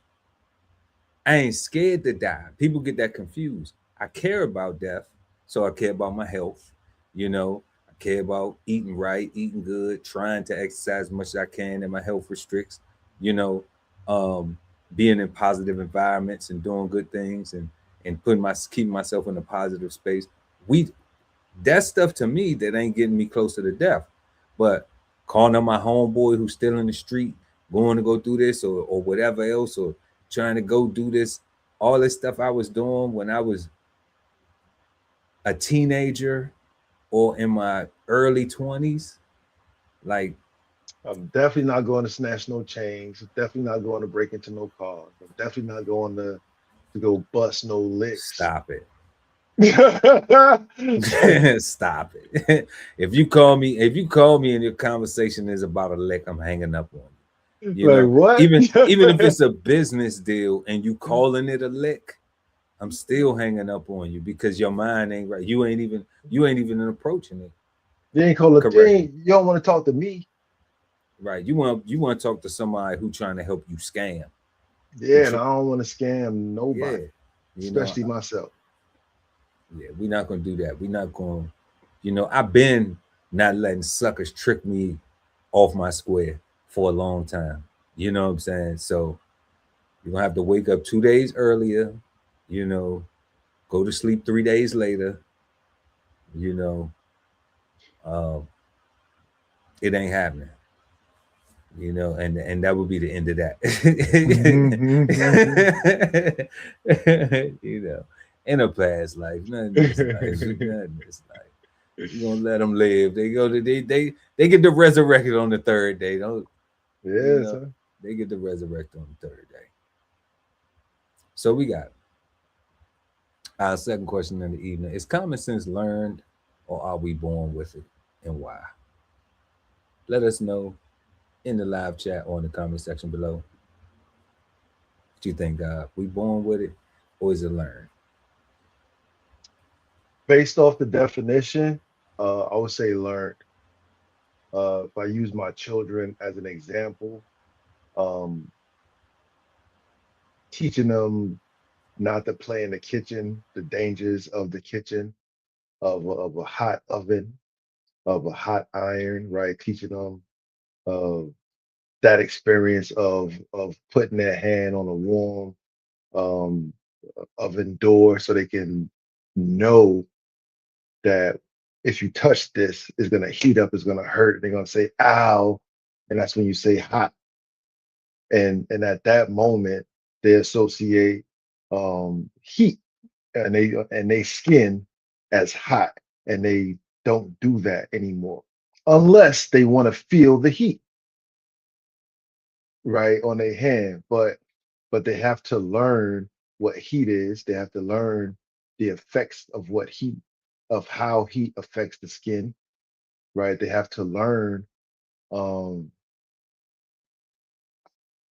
life, and how to live in life. That's what parents do, right? That's why they say your mother is your first teacher, right? All the things that a child sees when they're looking up at their parents and they're looking out from sitting on your mom's lap into your environment, like you're observing and absorbing information of how to be and how to survive here, like in real time, as an infant, as a toddler, right?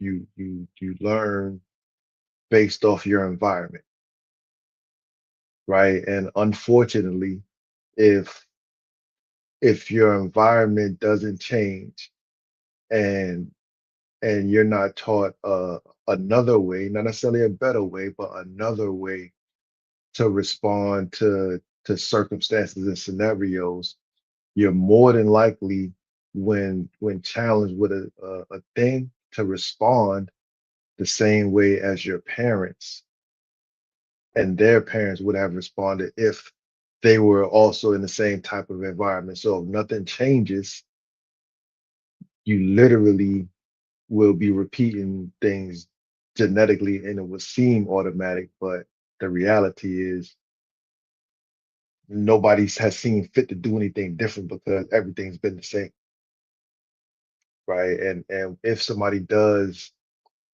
join the military and and and and sees a different life and sees something different, um, and they try to come back and tell everybody else, a lot of times they run into a wall of, oh, now you think you better, or you're that only worked for you because you're special somehow. You're lucky, right? Like somebody looked out for you or something like that. Like, Somebody did. facts. Somebody did. Somebody looked out for Chef Earl Pearl. I ain't lying to you. Somebody looked out for me because I was on a crash course, So You know what I'm somebody looked out for me, couple people, Chief Lockhart, recruiter, saying? You know what I'm rest in saying? peace, Rest in power. Yeah. God first, Yeah. Yeah. my mama, Nana V, Nana V. I Shout out to dated Nana V. I dated a guy named Tony, I a love nice you, Nana guy V. named Tony. He was in the Coast Guard. Oh, Mom, what is the Coast Guard? Well, I don't know, but 12 days later, we at the front door. Okay, real talk. So yeah, somebody got to influence you. Somebody Shout got out to, to Tony. shout out to Mr. Tony. You know what I'm saying? For real, Yeah, for real, man. God. But Yeah, that's what I think is learned because of all that. no doubt. One of the things you said though, you was talking about how like people are in when we environments and people don't get a chance to see something different, they tend to do the same thing, and I think that that is a norm. I think that that's a social norm. In when you were relating it to parents and the children relationship with the hat, Mm-hmm. and from that point you're teaching. But I want to say I seen something that was totally awed me. Okay, that had me in awe. Mm-hmm. That in relative to that scenario, right? So, with my situation that I had with within my community, I had a situation of dealing with where um, a neighbor was allowing their animal to defecate, Mm-hmm. and on my property, at random because they would allow their pets to be on my property unsupervised, right? So, unlike cats, cats they litter in one place. If you let a dog off the leash, they're gonna poop where they feel like. All right. Mm-hmm. So now this is the action of the parent. Okay. But one day I'm working in my yard and the children are playing, two children are playing. All right. And one is a child that lives there with that parent who's exemplifying that. And I would hearing enhancement devices or whatever. And sometimes I don't have them on because they had them dogs barking all the time and it's Mm-hmm. annoying. Right. So, Yeah. I've had dogs, man. I grew up with, and we did not have our dogs barking all the time. You know, Yeah. we also kept our dogs in the pen, so they wasn't, when we did have neighbors, they wasn't, pooping in everybody else's yard either. But from your example, not take away from what you were saying, that the teaching and the child knows the difference because the example is being set. Well, I heard this child with their friend, and I would describe it like this: the child was teaching their friend to rollerblade. Mm-hmm. All right. So there was the child that knew how to rollerblade. We'll identify them as the child that knows how to rollerblade and the child that didn't know how to rollerblade. Okay. The child that didn't know how to rollerblade was communicating to the child that did know how to rollerblade, which is the child of the parent that is allowing the random boo booing to happen, right? Yeah. That child who doesn't know how to rollerblade says to the child who does, I want to go fast, but I don't want to fall, right? So then that child says, the child of the parent who knows, the child who knows how to rollerblade, of the parent who's allowing the animals to just defecate in my yard without any consequence or anything, right? Says to the other child, you can go fast. You just have to fall in the grass. And once you get comfortable falling in the grass, like you'll gauge how, you'll get better and you won't fall, right? I thought that was, phenomenal, for because they're teaching each other how Yeah, to, how to fall, how to break your fall, how to and be okay with falling. Like falling is a part of it until you get good, you know, gotta learn how to fall. right? So I thought that was dope. I thought that was fire for real. But then what I thought was even more fire, based on what you saying, was that one child that lives in that home where their parent is exemplifying it's okay to not manage your own pets responsibly, said to their friend, but don't fall in my grass. There's a lot of poop over there. Because they didn't want their friend to fall in poop. Okay. So there's a situation where, yeah, you get taught something, but at some point you realize that that's wrong because somebody is exemplifying some bad behavior. And That's not and cool. and they know it's wrong because they was like, don't fall in my grass though, because if you get poop on you, now can't come in the house. You gotta take a whole shower. You gotta wash your clothes. Man, now we're gonna be out here scooping up poop because But see, but this is the thing, God. To my credit, I didn't. When me and that person, when me and that parent had a disagreement, I made sure when that child was present that child didn't hear me verbally being disrespectful to their parent. yeah, yeah. Not calling them out their name, not now earlier they might have been some choice words. But as soon as I seen that child, I made sure that child ain't see that. But even self God, like, but don't fall in my grass, still may be only an acknowledgement that we let our dogs crap in our yard. So don't fall in my grass because you don't get crap on you, Exactly. right? It might not be that they even know that it's wrong. It might be something that they just know that it's something that they do, and if you don't want crap on you, stay out of my yard because it's nasty. And that's even what worse, That is worse because That's that's what even they worse. because that means they literally learning to perpetuate the filth and the. Right. They're continuing to not have any structure.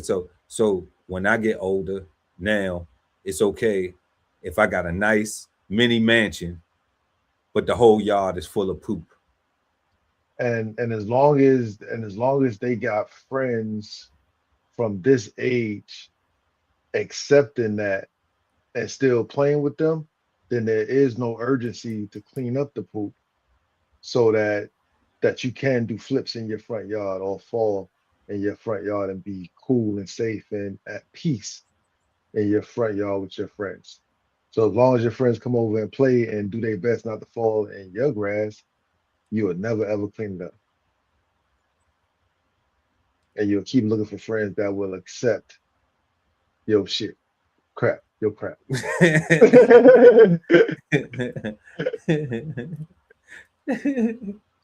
But yeah, but I thought that was interesting though, God. I thought that was interesting because you made that clear point, like that does happen. Where people will learn these habits, and then they'll translate. Because how else do we get conditioned to do the things that we do? We learn these habits and then they get stuck with us because somebody told us it was okay. Somebody told us it was okay to underachieve. Somebody told us it was okay. Uh, uh, uh, what's that one that we suffer from the most? Don't don't focus on money. Don't focus on money. Money ain't everything. Money is everything in the United States of America. What are you talking about? In the world. In the world, like you need some money to do everything. No, you come with don't a need brand money new to smile. No, you No, don't need money no, to smile. no. You don't need money to love. You don't need money to love, right? Don't need money to breathe. That's But true. right, but can you do that in the dark? What y'all gonna eat? Can you do that in the dark? And what you gonna eat? In this polluted air, can you do that without a gas mask purified? Where you gonna live at? Where you gonna live outside? Is that it? Because you got to pay for that. Yeah, pay for all that. You know, humidifiers, air purifiers, all kinds of things. You got health care. You got to pay for that. You got to pay for all that too. Right. Remember, if you go and try to get this tax season right, if you try to go and get your refund and you ain't got no health care, they're gonna charge you for not having no health care. But they ain't gonna give you no more refund and no extra on your refund for not having it, right? But they're gonna charge you for not having it. That's where we live at. Ain't that crazy? Ain't that crazy? So you do need money. So that almost makes money everything. Next to air. Next to air. I would agree. Next to air, it's right there. Yeah. It's MONEY. Because you get charged for not having health insurance, but having it don't help you at all. Having it don't help. You don't get no bonus for having health insurance. But if you don't have breaks. You get a bonus for it. Like, oh, here's a health stimulus. You know, you paid this much. You got this. How much your health care was this year? Okay, boom. You carry health. You know, we'll be get a 1095 or something like that. You get your 1095 saying that from your provider saying that you had health care. Okay, cool. Boom, boom. All right. It ain't no reward for that. It's like, oh, you had it. So we're not going to tax you some extra money for not having it. And that's Correct. it. That's it. Good job. No matter your earning level. You're compliant. Yeah. For the rich who they say don't pay, who pay actually more than the poor folks, but you know what I'm saying? But to the poor. Or what people consider poor. Because I'm like, if you filing taxes, you ain't that poor. You might be a bad manager of your finances. You might need some discipline stuff that you need to do. But we would think that that's common sense. But that's not common sense, because if you've never been taught the importance of personal finance management of a budget, then you're going to be out here living from check to check, credit card debt, struggling, and all these other things, because you haven't taken enough seriousness in your life to say, you know what, I'm tired of this. And I want to do something about it. And I can do something. I just need to learn what it is. And then I'm going to do it, and I'm going to stick to it, because I don't want this thing to be a problem in my life no more. I'm going to have other problems because everything's borrowed. It's all borrowed. What you say, God? Learn what to do it, and stick with it. And stick with it. Learn what to do it, and stick with it. Learn what to do it, and stick with it. Like how 1, 2, 3. That's it. It sounds so easy. It sounds it's easy. It just takes some doing. It just takes some want, some desire. That's really it. And you really gotta want your desire. You really gotta want that want, right? Like you gotta want it so bad that, like, almost like you chasing a girl like that, like, or you chasing money, or you chasing the food, or whatever it is that you chase, or chasing a high, whatever it is that you're doing, like you gotta want it that much. Yeah, chasing a girl or chasing a high, same thing. Yeah, right.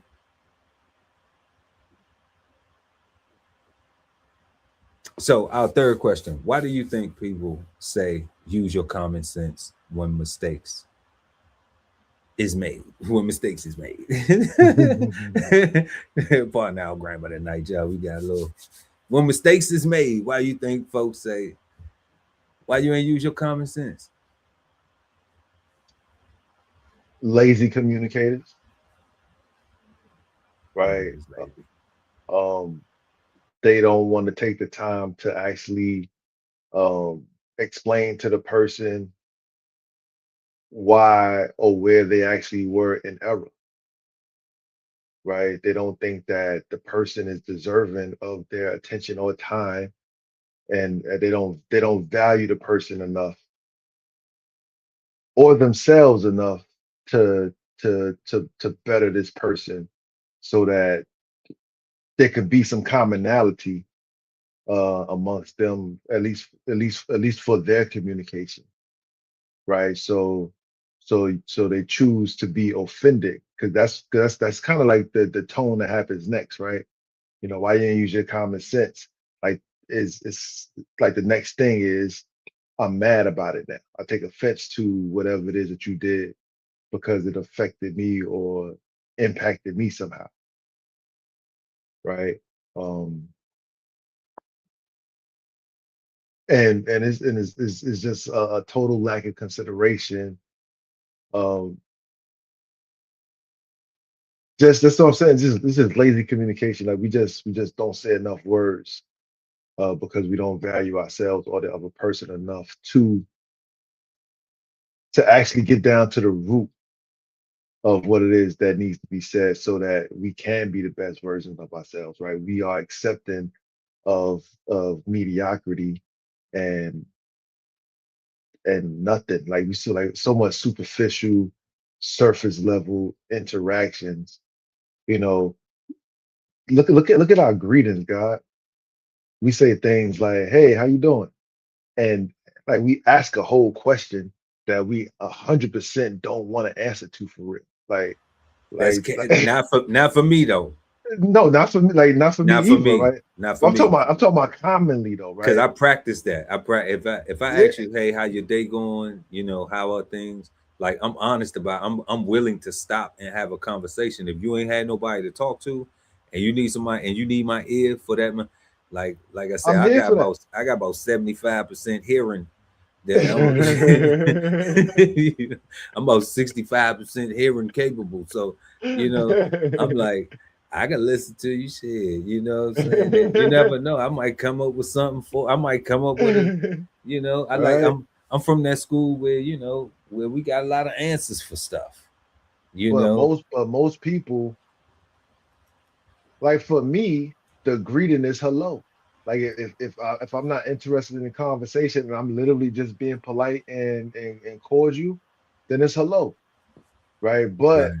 if I'm interested and I say, hey, how you doing? That's me asking you how you doing, right? Like, how your day going? Like any question that I'm asking, but again, we are the minority, right? Like we are of the minority, which is why common sense is so hard because um if somebody was to ask when people ask me how I'm doing, like at the job, I tell them to have a seat. Let's sit down and let's talk about it. And in that reaction to hey, have a seat, I'm like, I discern at that moment if I'm gonna give up some of myself or not, right? Because I can tell because if you my man's, you gonna sit down, right? Like you gonna see you probably gonna be sitting down already, right? Like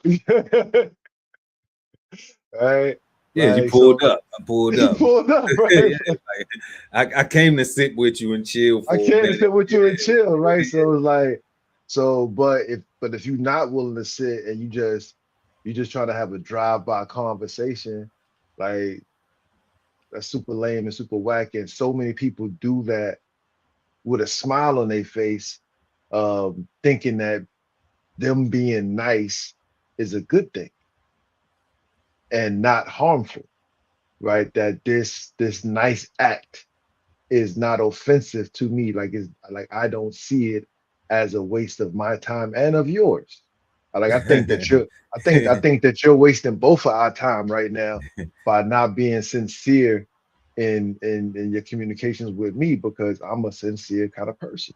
Right.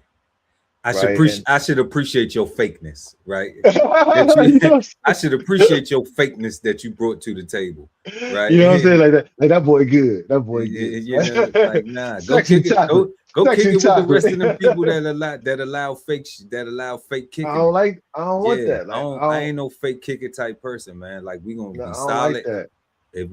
or you know, or I don't have no problem with being a minder of my own business, you know. Facts, bro. I like having people in my life that I don't have to talk to every day or every week or every month or even every year, right?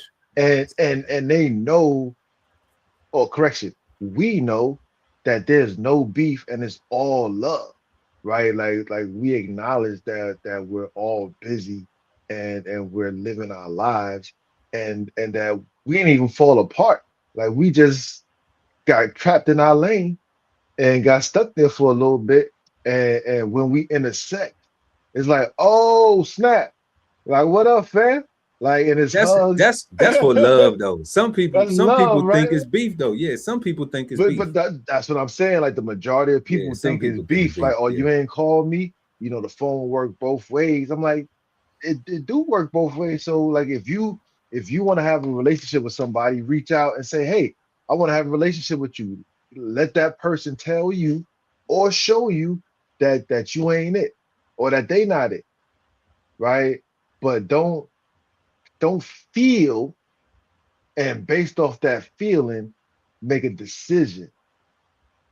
Yeah, that's a big ask for a lot of people, you know. That's what I'm saying, right? Because Like people so that's feelings driven instead of that's the feminization for me, right? In my mind, yeah, like we instead of so being logical. feeling driven. I'm like, have your feelings. I ain't saying I'm not saying not to have feelings. I'm not saying that you're supposed to be a robot out here and made of ice and stone cold. I'm saying take a step back and allow yourself to process your feelings. Like acknowledge that you are human and that you are having an experience of feelings, right? And nobody, to include yourself, deserves to deal with you in this vulnerable state. So you probably need to get safe so that you can manage yourself and be ready for the world. Because if you deal with the world and your feelings, you get school shootings, you get January 6th, we get the 9/11s, we get all this cornball stuff from people that feel so much that they'll put a plane into a building, like they'll ride the plane into the building, like they will climb a wall into the Capitol building instead of walking up the stairs. They feel so much. They'll scale a wall. They'll throw a damn thing and scale a wall instead of walking up the steps that's right there because they feel so much. Like It made it look more dramatic when they yeah, throwing a grappling hook. Like, really, you could have walked up the steps. that's right there. Yeah, Like, but yo, God, like when yeah, they were showing it, I was man, like, damn, like yeah. they got grappling hooks and stuff, like they got real rock climbers. Then like they pan down. I'm like, but the stairs right there though. Like, why they I'm not like, walking? this is Like, CGI. That's not real. They just it wasn't even that many people for a grappling hook. Like they just, you know. all right, but But that's I what get it though. I get it. yeah, like, that's what I'm saying, right? Like, we need more sincerity, man. Like more plain dealings, way less sucker stuff, and it's tough, man. Way less sucker stuff. I don't know if we're gonna get that. Like, people, that's what I say I don't is know if we're lazy. gonna get that guy because you could have a person in their feelings. Now, what is this though? You said people in their feelings, right? And then they go and they take time and they deduce, and which is fair because like if I've been in my feelings before, I had to go and get in my quiet corner and acknowledge Oh, my otherwise, it's a right, bad day. right. So, It's a bad day. but what about when people get in their feelings, but then don't apologize. They try to fake apologize. They You still in know, their feelings. so that means and that's how I interpret that too. Because if if if you do something wrong, if we have an argument, Mm-hmm. and let's say you realize you started an argument, I came to you right with a concern, Mm-hmm. and then you escalated into an argument. You took it somewhere else, right? And I'm just like, okay, like I ain't even on that. All right. But that's where you want to take it. So then I take it there with you, right? Mm-hmm. Then we still talk. It don't get to no blows or nothing like that, right? Mm-hmm. But then you go back later on and you realize that you was wrong. Like that you could have handled some shit different. And that the person wasn't on that type of time with you, right? But you don't come back to me and apologize. What you try to do is just be like, what's up, Pearl? Blah, blah, blah, blah, blah, blah, blah. Right? I'm laughing because Like, this happened like, to me a little while ago. Pearl, you so crazy, man. You so And crazy, and you son. be talking all, you know what I'm saying? Um, but man, what's good with but you know, but it's all love though, right? Okay. You ain't had to talk to me crazy like that though. You know, so Yeah. I'm just like, okay, so what was you going through though? You know, like why you took it there? You know what I'm saying? Like what was that? Like you're not even going to address that. You just gonna get straight to the whole. You're not even gonna acknowledge that you was wrong. You just want to now be on some playful, cool shit. You know what I'm saying? And skip the fact that you just started a whole arc. Like you just had my whole blood pressure up for nothing. You know what I'm saying? For you to and like and me, I'm standing on it like you can't fucking play with me like that. You know? So now you mad because I'm telling you, nah, God, you can't play with me like that. So either you have to hold yourself accountable, or I'm not fucking with you, or I'm not cool with you no more like that. You know, you need to explain to me why that was more important, why the chaos was more important than get to resolve. If we trying to get to a resolve, because my whole thing was get to resolve. My whole thing was not approach you to play with you and waste your time, but you thought my time was wastable and disrespecting me. Okay. This is where in the definition, that's why I say simple perceptions of facts gets tricky, because if the person don't see that they actually hit first, and they not really apologizing, and they actually still hitting in their apology, right? Like in their mind, they did take accountability. In their mind, For intentionally wanting to hit, right? So yeah, they like, but intentionally but wanted to but fight. but to your point, but nah, not really. Because to your point, they never they never did the thing that needs to really happen, so that you could understand and actually accept what it is that they saying, right? Like, what was you going through to cause you to conflict with me? Like you was having a bad day. Like, what was going on? Like, why Yeah. did that? Like, why did that? Because that's why I say the facts. And if they don't be honest with the facts, that they were in their feelings for whatever reason. Like, if they don't acknowledge that, if they still on a macho, I'm not really acknowledging that. I'm just gonna ignore that, but I'm still gonna feel that, and I'm still gonna express those feelings. But um, I'm not gonna process it. I'm not gonna work on them. I'm not gonna focus on them or think about them. I'm just gonna feel them and express them. They haven't dealt with the facts. So the simple perception is automatically not simple, because y'all dealing with two different sets of facts. So would it be right for me to be like they just lazy time wasters?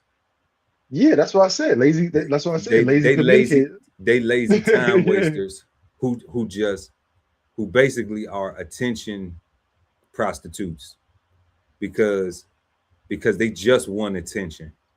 They don't want Yeah, solution. They just want attention, and they don't care how they get it. If they could get it at your cost, then they enjoying it because the people who they would love to really care about them and give them attention don't give a shit about them. correct. Because That's crazy. what they say, attention is the new currency, right? And everything on social media, like that's why you got so many people videotaping and posting criminal activities. Like you see all these little fights that escalate into deaths and people recording themselves physically assaulting disabled people and laughing about it and sharing it all. I'm like, man, in my mind, they are doing these things because they don't see these things as being that bad, right? The young, I forget, I don't want to even pretend like I remember her name. I do forget the young lady name that just lost her life, who was bullied outside of the school bus and she got jumped. They she was put in the hospital and subsequently lost her life. Just I heard about just recently. I want to say like a 15-year little girl. I can't think of her name at all. Um, and I'm saying, you know, the whole thing was caught on video and everybody was laughing and it was fun and games, you know, and these little girls, I'm thinking, even if they were saying, kill that bee, or we gonna kill her, even if they were saying the most wicked and vile things, I really don't think that they anticipated it going that far and the consequences that come with their actions. I 100% don't think that they anticipated what was about That they what they thought about to do. that through. I don't think so at all. You know, a lot Uh, of people don't think stuff through though, God, in the heat of the moment. You know, yeah, I've been there before, and that's why now, one thing I was saying before, like about my word, you know, I have to be careful with my word because I keep my word. Like, you know, like a lot of people know me from a lot of different situations, and they'll be like, you know, one thing about Pearl, like he gonna keep his word. And I had to realize like how significant that is and how dangerous that can be at times too when you keep your word and you say something and then you don't even intentionally mean to do it, but it happens. Or you put yourself in a situation where it's likely to happen and you don't even realize you until you in the situation you haven't realized, damn, I didn't put myself in this situation. You know, but there's always an accountability for that. And like you what you talking about with them young people who with that situation, like where was the logic, but you know, let's call it the common sense or the prudence prior to making that judgment of we're gonna go do this. We're going to go put ourselves in this situation. And that's a big part of that logical thing and accountability. Like yes, there's always this tit for tat victim shit. Well, if you didn't do this, well, I wouldn't have did that. And if you wouldn't have did this, well, we wouldn't have do that. Like that's childish. That's immature and it lacks accountability because you want to be right about something that you did that was wrong in the first place. yeah, You know, instead of being correct on all accounts so there can be solution and there can be peace. But people don't want peace. They want a reason to have a reason to hate, to resent because they life miserable. You know, misery likes company. You know, they're not happy with the own choices that they're making. Look how stupid that sounds. You not happy with your life and they the own and you the person who make the choices for yourself. all of them, Look how stupid that sounds. all I of them. could I could hear a child saying, I'm not happy with my life because my parents tell me everything to do, but you're a whole adult. I hated wearing corduroys, God. I ain't bought a pair since I became an adult. You, I you got can you can make I you got can some make Ralph. choices. I got some Ralph in the collection. I got some Ralph Roys, you know. So I went back home and saw my dad. He had a corduroy suit. He put it on. I was like, He it was got the kind of fire. suit. He had the It was suit. kind of it Yeah. was kind of fire. I was like, it kind of was a little He had that bit. padding. He had that Paddington bear. It was kind of fire. I was like, hey, real quick, the young lady's name, may she rest in power. Name was Jada West. 12 years old. A student lost her life. They reported as a fight, but they said it was a result of ongoing bullying. So I don't like to say that it was a fight if it was bullying going on. She was defending herself, um, and she was being bullied. So you know, guys. I look at it like I got a situation that I'm like I could feel like I'm being, but I don't have a. I have to be honest. We have to turn down the the the masculine energy and say, okay, mhm. if you're being bullied, you're being bullied, No, right? fact. If you're being antagonized and constantly being picked on, then you're being antagonized and being picked on. It's not saying that I can't fight. Facts. Yeah, it's not saying that I can't fight back. you Facts. know, but but it's calling out what it is, Yeah, and those are things that like there's a lens that people see stuff through, you know, like like in the case of where I was talking about with the neighbors animals pooping in my yeah, yard, like they sent the animal control out, right? But then when animal control came out, animal control lied to me, okay, to get my license, to get my identification, to write a ticket. So I called down the animal control the next day and was just like, hey, like your officer came out here and lied to me, right? So then when I call animal control comes out, it's the same officer.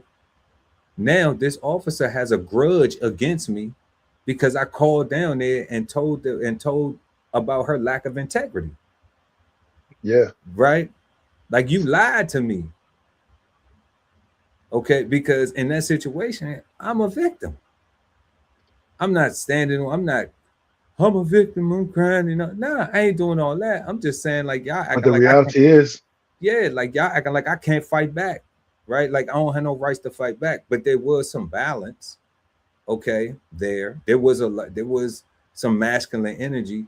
You gotta understand, if a person got a job where they love animals,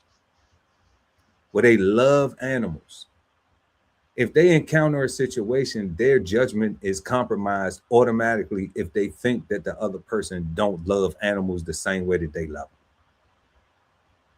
Okay, so it's always going to be a constant. So like people have to understand that there's going to be a lack of integrity on that part, which was exemplified. Then when they came back, you know what they told me? Now I told this same law enforcement person that I did not purposely, my intent was not what turned out, because I took responsibility for what I did, right? mhm, But do you know that they told me that I could have done the same thing because it was a different animal? That's what they told me. But they told me that sarcastically, like, well, you could have whatchamacallit it. You could have hit the dog, right? And I'm just like, I, t- I, when you told me that I hit the dog the first time, all right, when y'all gave me a warning, I was apologetic. I was compassionate. I wanted to know if I needed to do anything to aid, because that wasn't my intentions. Yeah, I put on a show because I had been asking, and my peaceful acts kept being met with ignorance, okay, and lies. I'm gonna do it. I'm gonna do it. I'm gonna do it. But the same thing keep going on. That's how you can get under the impression. Is like, are you lying to me? Is it fuck me? We trying not to cuss. You know what I'm saying? Is it F you? mhm. That's how you get to that point. But then now when you call the law enforcement who's supposed to be non-biased and they come in with a bias, then how do you even trust them to come in and now assess the situation when they coming back and they telling you, because they think it's harmless. They don't understand. They don't understand that you disabled, that you got bad back, that you got bad knees, and then when you go out and work in your yard, you got to step in doo-doo. Okay, That's they what I'm don't. saying, God. They don't think. They don't think. They don't think that that's important. Like, no, you stepping in doo-doo ain't more important than these dogs. That's not yours. That you don't feed, you don't house, you don't do nothing, you don't play with, you don't pet or nothing. They not even your responsibility. Can come on your property and just doo-doo unattended. That's a violation of county rules and a violation of the HOA, right? They don't have no compassion for that. Why? Is it because you're a black man and you got your own stuff?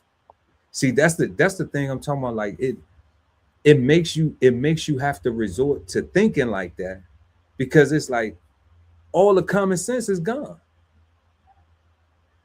All the logical stuff is gone. All of the proof, all the evidence and everything else that you could provide, because there's so much feeling and emotion and no logical, no prudence, no value in the truth, that it's like it makes you it makes you get to a point where you gotta be like, damn, you know what I'm saying? Is it because I'm a black man? Is it because I got my own? You know, what is it? It's because I challenged you on your integrity and I didn't lie on you. We look to the law officers as the non-biased balance. But if you come in and you lack integrity and you lying, then you know what I'm saying? Then we by ourselves. Then where does then you have to do rogue justice. You have to take the law into your own hands, right? And then who knows how crazy you is, which is how far you willing to go. You could go Middle East, or you could go, You know what I'm saying? or you could Like, go that's what I'm Supreme saying. Court Justice. You know what I'm saying? Innocent till ready or not. You know what I mean? So like, do the facts line up type. You know, you could do that. You don't know how. You know, so it's like, so you need that mediation, and when the mediation is compromised, you know, then you still don't get no resolve. You know, you still get a whole bunch of negative, and it may not even be you causing the negative. I'm like, bro, I don't, the crazy part is like, I don't hang out, you know, outside. You know, God, like, you know, when I call you and I see you like sitting on the porch, you're enjoying the porch with your son, you know what I'm saying, taking in some summer, sipping some lemonade, cooling. Like, God, I don't even do that. I don't even do that. I don't even just be sitting on the so looking at everybody. Why? I don't even do that. When I'm outside, I'm working. I relax inside because I probably got some more work to do. You know, so it's like when you, it's like where's the common sense at? Nobody wants to add no type of commonsensical value to anything. No prudence, no logic. It's just all this selfishness of, you know, and then they'll tell you think you're better because you value things like integrity, truth, honesty, accountability, responsibility, some compassion, some compromise, some consideration. Yeah. Word, God. For others. You practice and have humility. Practice and have humility. Empathy, even. Not trying to humble nobody. Not trying to humble nobody. Be the best version of yourself that you could be. And you still get the nonsense. It's like, man, yeah, it's crazy. So our fourth question, have you ever experienced common sense help or harm you, and how, God? Let us know in the live chat or in the comment section below. Shout out to Peace, Power, and Profit to Dr. Lamb.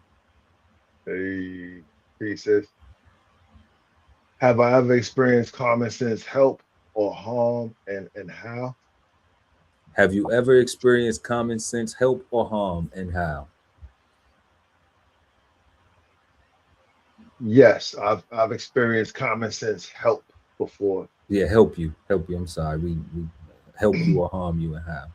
Yeah, so I remember we was doing a we was getting doing sea trials, and when you get ready to get to do a deployment, you gotta go through a whole bunch of inspections and stuff like that. And and on a boat on a ship, everybody's a firefighter, right? Like when you float in the middle of the ocean, there's no one to call for help to come put this fire out for you or to come do anything for you. So everybody has to do their part, right? And period, right? No matter how you feel about it, everybody got to do their part. Yeah.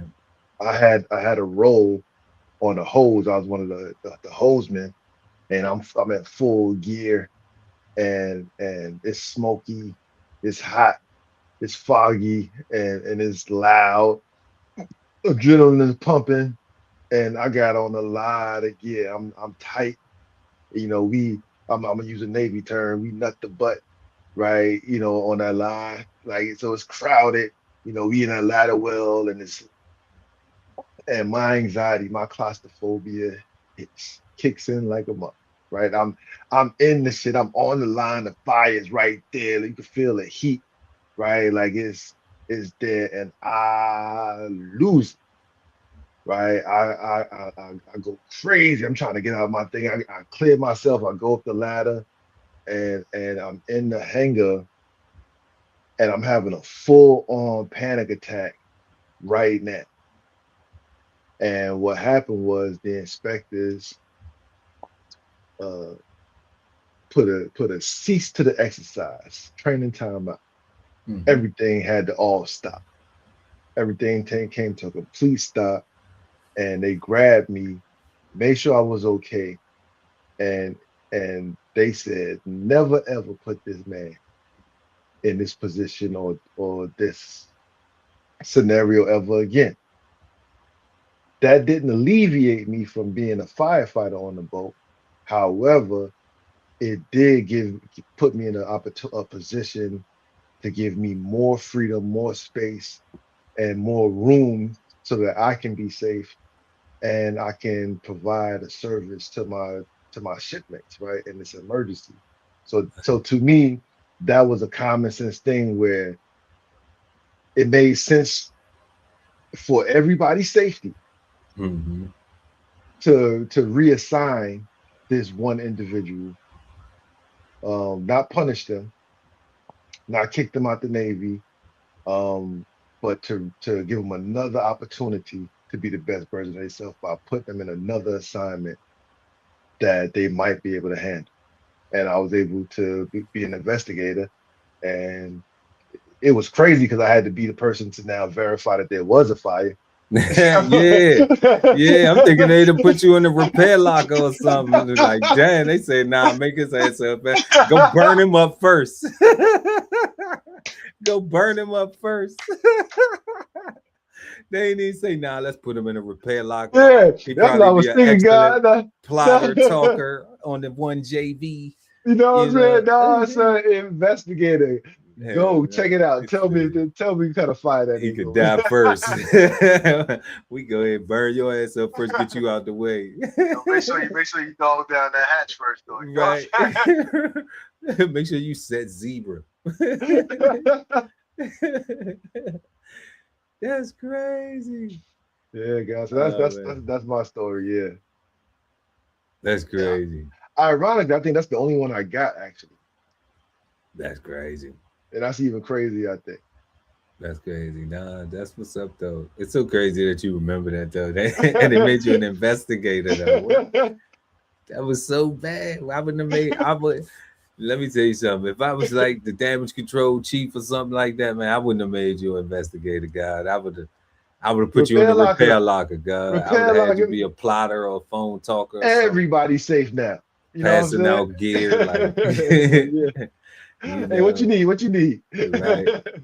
You know, you could have learned all the everything, all the shoring and all, because that's where all that stuff is. You know, Yeah, you that can repair learn locker. what that Yeah, stuff is to get it out to the investigators so they can take it to the spaces. You know, facts. yeah, like but but the investigators they carry it all.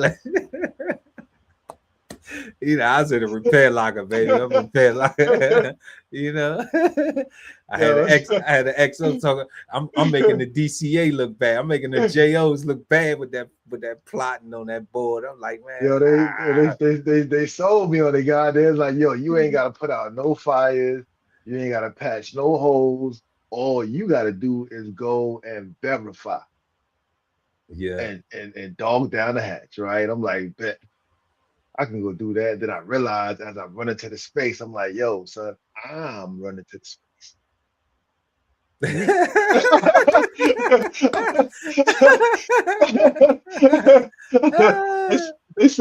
they say fire space, blah blah blah.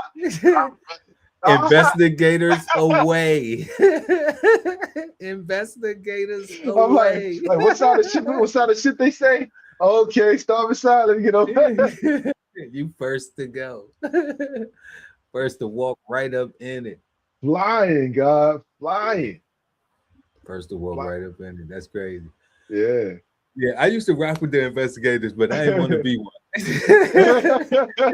Because I already knew it's like, it was like, you go first. Yeah, y'all gonna die first. Like, if it's flooding, you know what I'm saying? Like, and you got to go to the compartment with, you got to secure the flood first. They gonna let you die.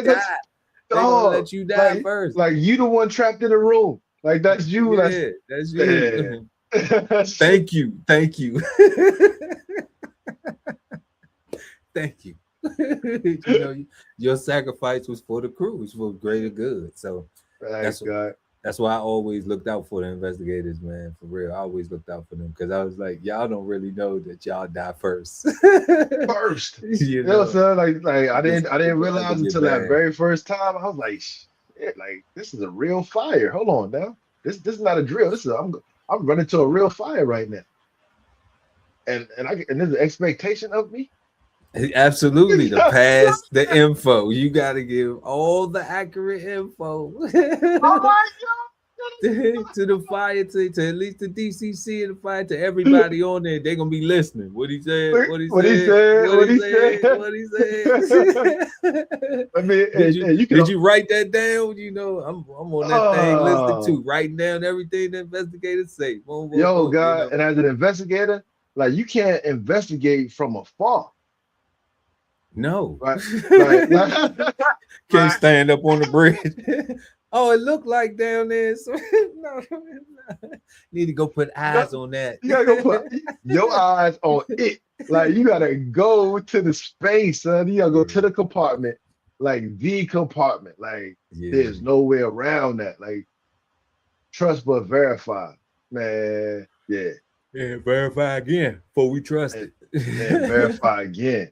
You know, so much that even if we lose comms, it's verified. It's not for nothing. That's what the investigator is, to verify again, because somebody reported this fire. Yeah, it was already a report. There's no fire alarms or no smoke detectors. Like there's until somebody pull it. Somebody did that, and now the investigator's going to verify. Like you said, fire. Somebody announced that, and then the investigators away. That's the first thing you do. Investigators away. You know, they got y'all bag and everything. And all that. Y'all got y'all notes where you can write the messages and all that. It's a little emergency shoring, a little bit of, you know. One of y'all might have a fire extinguisher, might be a PKP or AFFF. You never know. Somebody might have, you know. So, yeah. You learned a lot of stuff, man. You learned a lot of stuff, God. Like, man, I enjoyed damage control. Like that was a lot of stuff in damage control. I enjoyed damage control for it. That was one, and mainly for me because I got to compete against the JOs, and it wasn't like that at first, but that's how the way they incentivized it. They wanted. I think they wanted me and some of the other, enlisted people to be better at what we were doing, because we had damage control, and we had like three repair lockers, 3 or 4 repair lockers. So they like, okay, well, it was enlisted people that was running the repair lockers, Yeah. but it was, damage control, that DC Central was all officers. Yeah. So and they got a JO up there that's plotting and phone talking and everything too, and trying to copy everything and blah blah blah. So they went to school for that shit, for that stuff. They've been in classes and everything. That's all they really have done until they get out into the fleet and they actually doing it. So it made it feel good when you sitting around and and they got all of the ship's blueprints, and they bring them on. They say, and then when they come to the all hands, they say everybody bring, like for the debrief, they like bring your blueprint, So you come, and then they come and be like this, like Petty Officer Leonard, looking like y'all can learn a lot. You know what I'm saying? I be sitting up there like, hey man, I don't just be cooking shit up too. I do a little bit more than just make your belly happy, But but definitely, God, that's a dope story. Have you ever experienced common sense help or harm you, and how? Just real quick before we jump into these flavor bombs. Just understanding now, when we talk about understanding the definition of how thinking that people should know something, or thinking that people should be on the same level. That's just those situations. Just it's numerous ones, but I'm just encountering more and more that you just can't have the common sense is now where is allowing me to understand that everybody isn't exposed. So unless they know, they may be used to that. That may be the norm to them, and that's why they conduct themselves that way. Correct. So so I either have a choice. I either have a choice to make to say, okay, I'm gonna tolerate it and I'm gonna work with it, to try to see if I can set an example and they can learn through me, or if it's just, you have to try to ignore it altogether, or there's some type of happy coexistence, some medium coexistence where I'm just like, okay, as long as that ain't affecting me, then I don't give a nothing about it. But a lot of times it's not that, because you only really care about things that affect you. Facts. So that's what common sense has helped me realize, that like no matter how they make you feel on TV, you really only care about the stuff that affects you.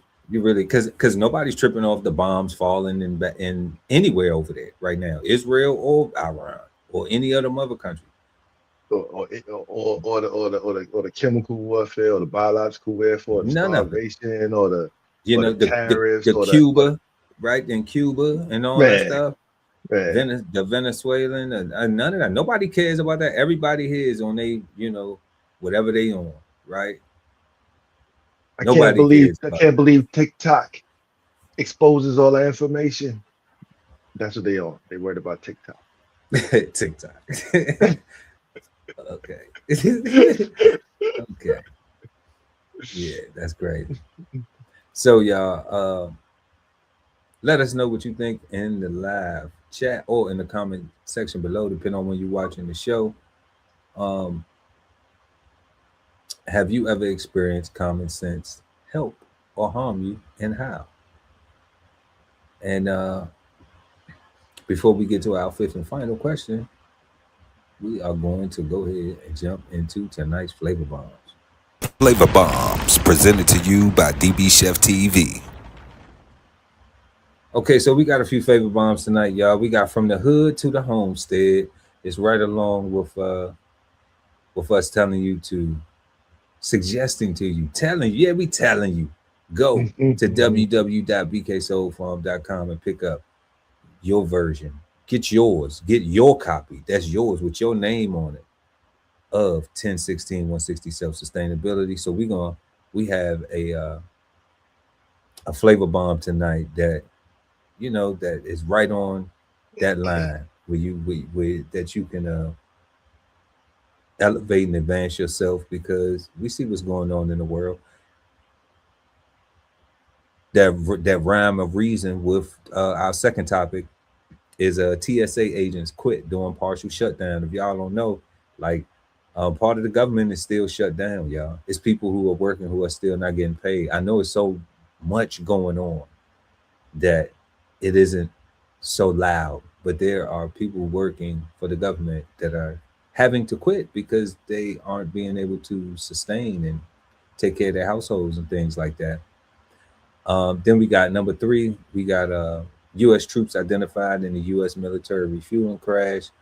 We're gonna go pay some condolences real quick to those 3 guys, those 3 service members, and then of course that's supposed to be 4, but it's number 1. Again, legend Tommy Hitman Hearn's family drama. So we're gonna look at a clip from that and just give a few opinions on what we think. And let's get into the clips real quick.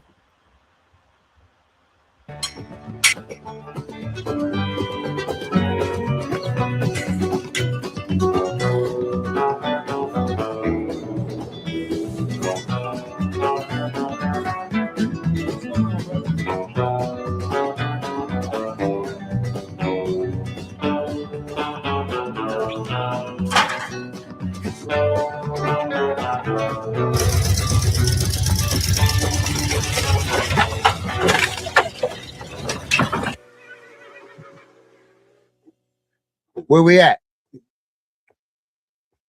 Where we at, Cap? Sand City, man. Cowboy Sand City, man. This your I'm about to build my house up there out of sand right there. about to build your house where? About to build a house up here, man. Follow that.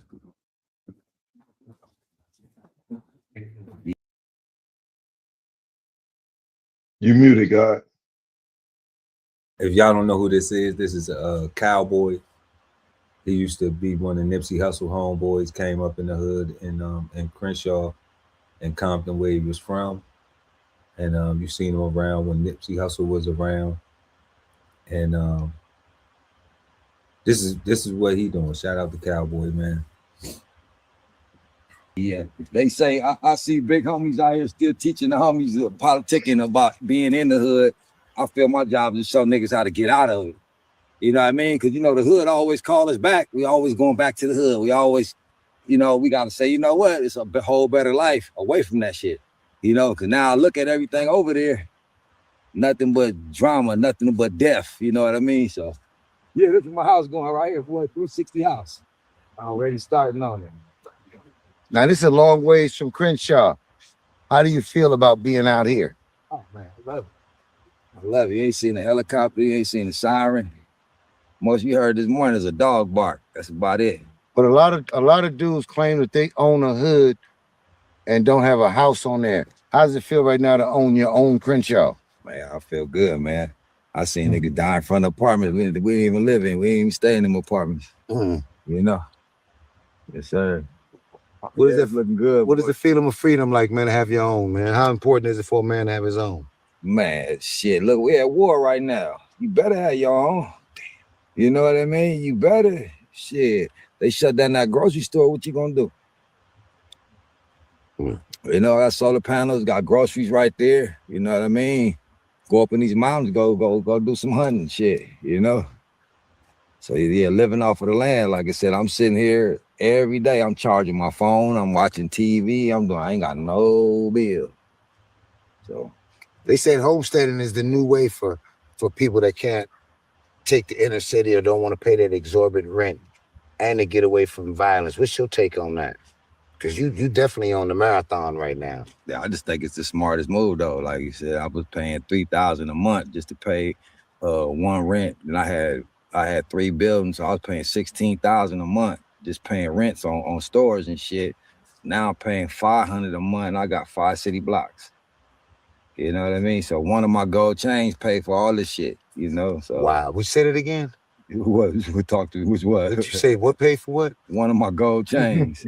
You know, the price I paid for one of them gold chains. You know, when it was time to get this, I went to the pawn shop. Now, Nipsey said in one of his interviews that he wanted to get some assets, some land, and some property. Yeah. That was one of his famous interviews. Yeah.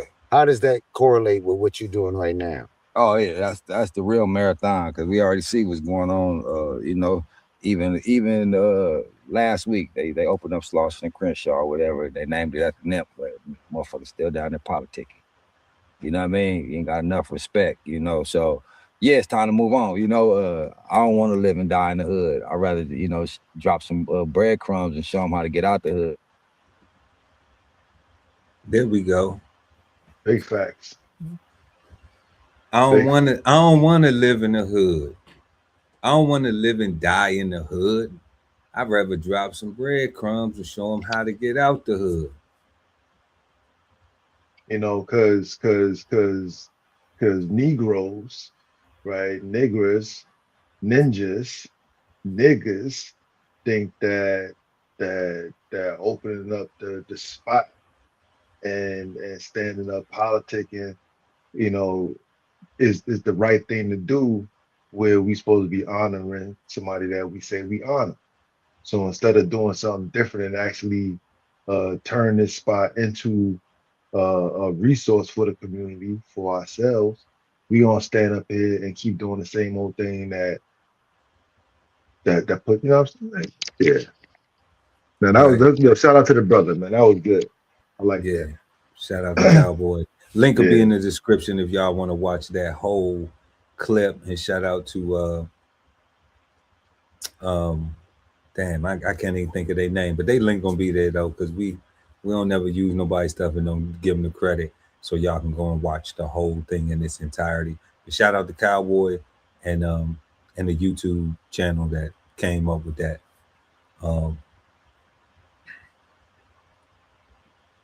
It's crazy. It's crazy how, you know, how people just want to stay, how this hood mentality is just like, so, it's crazy.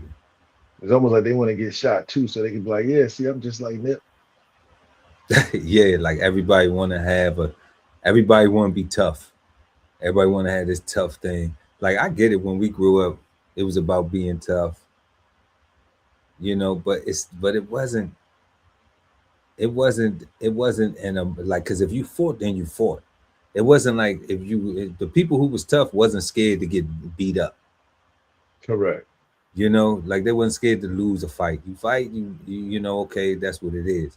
But now it's so much cowardness with it, to throw the rocks and hide your hand. Everybody want to try to be slick tough.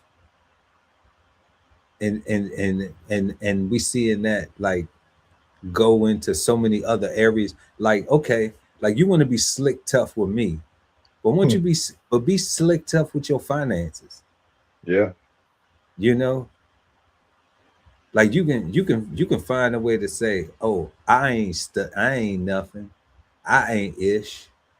You can find a way to belittle me, but you can't find a way to big yourself up to be better in your area of life and something that's going to improve you. Like, that's what we seeing now. We seeing people doing that now more. You know, they project negative on everybody else. All right. Or matter of fact, they play victim to what somebody has tried to introduce to them to be better versions of themselves. But then they still ain't doing no better for themselves.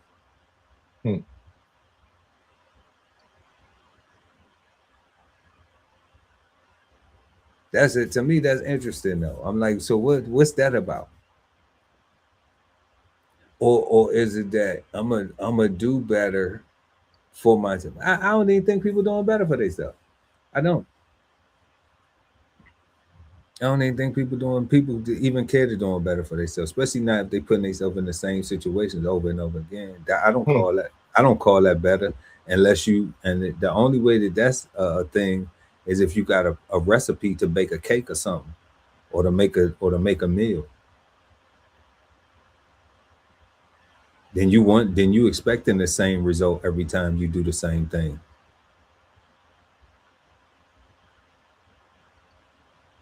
We're kind of looking for that, right? That's the exception to that rule. Doing the same thing, getting the same result. But then doing the same thing, getting a different result, though. Why would you expect to do the same thing and get a different result?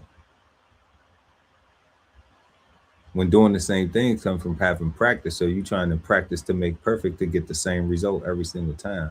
I don't know. Maybe that's not common sense.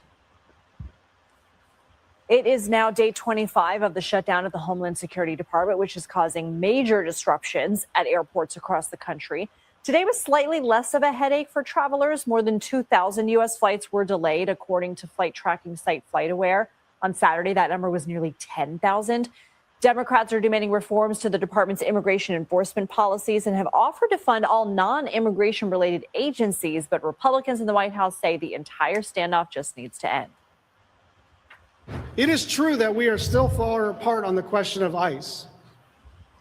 It is also true that there is no reason at all to hold TSA or the Coast Guard or FEMA hostage.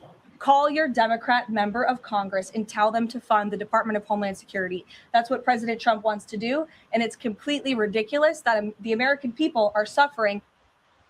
Let's bring in CBS News Homeland Security correspondent Nicole Skangas. You have some new reporting on how the shutdown has affected airports. What are you learning?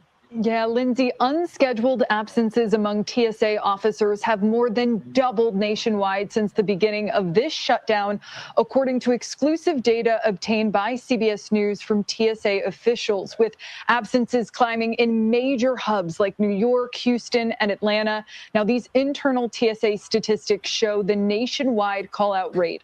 Unscheduled absences by frontline officers has climbed to an average of more than 6% during the shutdown, compared with roughly 2% before DHS funding lapsed. And absences peaked at nearly 9% nationwide on February 23rd. At some airports, the staffing shortages have been even more severe. For instance, at Houston's Hobby Airport, 53% of officers called out on March 8th, leaving more than half of the scheduled workforce absent. And across the shutdown, several major airports have averaged double-digit absence rates. JFK in New York, Atlanta, New Orleans, and Pittsburgh. The agency is also tracking operational hotspots, incidents where TSA officials say staffing shortages actually threaten security checkpoint operations. That's crazy. That's scary. That's crazy. What you think about that, guy? You know, I think that because they call it a partial shutdown, nobody cares. So I think two things. One, because they call it a partial shutdown, nobody cares. And secondly, nobody cares about the government shutting down other than the people affected by the government shutdown. So like if a person work at Walmart, they don't really care about the government being shut down. Yo, nobody that booked flights cared that the government was shut down. Nobody nobody taking consideration that those TSA workers are at work and not getting paid. So as customers, when they come through, they only want to go through checkout or they want to go through check-in, go through security, get to their flight, jump on a plane, and get to where they got to get to. They don't give a damn about you at work and not getting paid. Like, they ain't got nothing to do with them. Right. They paid their ticket. They paid their money for their ticket, and they showed up. You just so happen to be here. Handle my bag. So whatever. Get my bags and shit. Throw that shit in. That's not TSA. That's what we call it. That's the yeah, that's what I'm saying. But like, that's like nobody cares, right? Like, people are so disconnected. You know, most people think when they hear the government is shut down, I think they be thinking about Congress and they think Trump is affected. I think they be thinking that the actual government is impacted in, you know, more than what it really is. That Trump ain't getting paid. That Trump ain't getting paid. You know what I'm saying? And so I just don't think people care, man. And because otherwise it would be less people booking flights, and they would take in consideration that, you know what, there's probably gonna be people that's working that's not getting paid. They might be tired. They got bills. They might be a little annoyed. They might be frustrated. You know, my safety might be in jeopardy if people are at work and not getting paid, like they said, to the point where security was in jeopardy. You know what I mean? Yeah, they said they had a 50% reduction and sometimes half You know, staff, running at half staff. That's crazy. and if we are in a warlike conflict where a whole other countries or countries, I don't know, you know how you just touch it. What you're saying is they used the airplanes one time before, and now we at a conflict where the people who supposed to protect the planes ain't even there, but we had like it did. And That's a tough one. and you know, and I know that they used the planes one time before. There will not be a second time. I'm thinking that too. Like I'm thinking, I'm knowing that joint gonna get shot down. yeah. I mean, well, I know if they make it on the plane. That's what I'm saying. That's what I'm saying. if Like, they make it on the plane. and in a situation like this where there's 50% less people or whatever, Yeah. there's greater opportunities for things to happen, and great opportunities for it to get shot down. And I don't want to. I would be thinking of. I am thinking about those kind of things. You know, which is why I drive. Yeah, I just don't want to be on that plane. I don't want to be on the plane. Because Like, I can promise you something. I can promise you something. If I'm on the plane, I'm gonna die to make sure that whoever's with me on the plane lands. Okay. So we're not going to crash because of a knife. We just not gonna crash because of a knife. I'm sorry. Like, you got to bring more to a knife fight. And even with me being in the condition I'm in, you're gonna have to bring more than a knife to the fight. Okay. So we're not going down for that. But that you got to be with scissor hands out this bitch. But with that, because he can still get caught. You know what I'm saying? And if we go at the same time, like, he ain't got that much reaction time, right? It's impossible. Be willing to be the first person to get cut. You know what I'm saying? Like that too. Oh yeah. But that caveat that you said that the plane is coming down, see, that's where we need to quickly, so the radio would know, call them off. Call them off. That's what I'm saying. Like, we got them, boss. We got them. We got like, yo, turn off the transponder. Turn off the transponder. Like, turn that joint off. We do not need to be collateral for these, these fakers, man. Facts. Because that's the scenario that we in. That's what I'm saying. Like, because that did happen already, and like we don't. I'd rather be honored by 12 than carried by 6 for some shit like that. You know what I'm saying? Like, take me to DC or let me. Hey, you just saved the plane from a terrorist attack. We going to Disneyland. Oh yeah, you going to Disney? Fucking right. Freaking right. Flipping right. Yeah. Like, we cool with that, but nah, not y'all. Just said, we had to. With the commander, he said, I had a feeling, I felt that we was talking about this tonight. It was I don't know whether that was prudence. Was that prudence or was that logical? He said, was that commonsensical? He said, I had a feeling that the talks weren't gonna end well, so I just went ahead and bombed on them. No intelligence, nothing that they was moving or doing anything. I had a feeling that they were going to do it to us if we didn't do it to them. So we went ahead and did it to them first. That's what he said. Yeah, and you know why that's okay? Because the majority of people are operating off their feelings. So he's relatable because he's operating off his feelings. That's crazy. And when you operate off logic, people people don't like that because they just want to go with their irrational emotions. Because I'm human and I am having this experience, and how dare you try to erase my humanity and my experience and my feelings. I what she say? I am woman, hear me roar.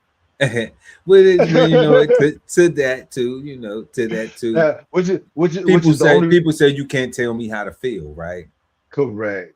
You know, people do say you can't tell me how to feel.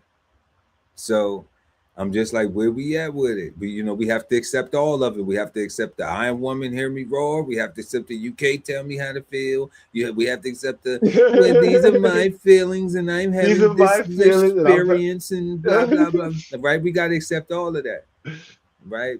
But then, why, when you have those, oh, you logical, prudent people, you know, y'all icky. The logical, prudent people is icky though, right? because To that group, yeah, because we not looking at them as they icky. We looking at them like, like they're emotional. let's meet halfway. You know what I'm Yeah, saying? Like nah, let's solve because some problems. the reason for that is because they're thinking with their emotions. So logical and rational and reasonable would be icky because those people aren't feeling, they're thinking. Ooh, because those people aren't feeling, they are thinking. And I feel judged when you're thinking about my feelings. Mm. I mean, and that's fair. You know what I'm saying? Everybody. I mean, tell that shit to the judge. Judge, I feel like you being unfair. Well, I feel like you tripping because you committed that crime and don't think that your ass ain't supposed to be in here getting locked the fuck up. Locked up, you know. We trying not to cuss y'all, but I'm just saying, like, so like who's the fool in that situation? You know? Am I the fool because I allowed myself? Like, where's the common sense? Logically, should I hold myself accountable?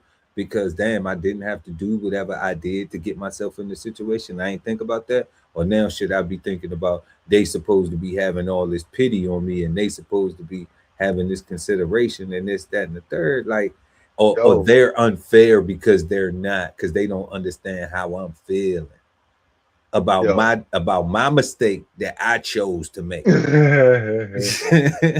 don't know God is not through with me yet. Okay. Oh God. Don't, you know what I'm saying? Don't blame it on God. you know. Yeah, no, God, like it's literally that though. Like it's the maturity level of the feelers versus the thinkers, right? And like the feelers unfortunately do be thinking that they think, right? The feelers unfortunately do be thinking that they think us. And because they can articulate their feelings, They think they saying something. they think they saying something, right? Because And so I feel, and because they can articulate this, they feel like they're being logical because they can articulate their feelings, right? And really they need to actually take some time and process why they are feeling, why they let this person let them feel this way, why do they feel so bad and so poorly about themselves that this person can take their power or have so much power over them, right? Or like it's consideration, right? And it's just lack thereof. That's why I said earlier, right? Lazy communication is to, why do so many people say this stuff?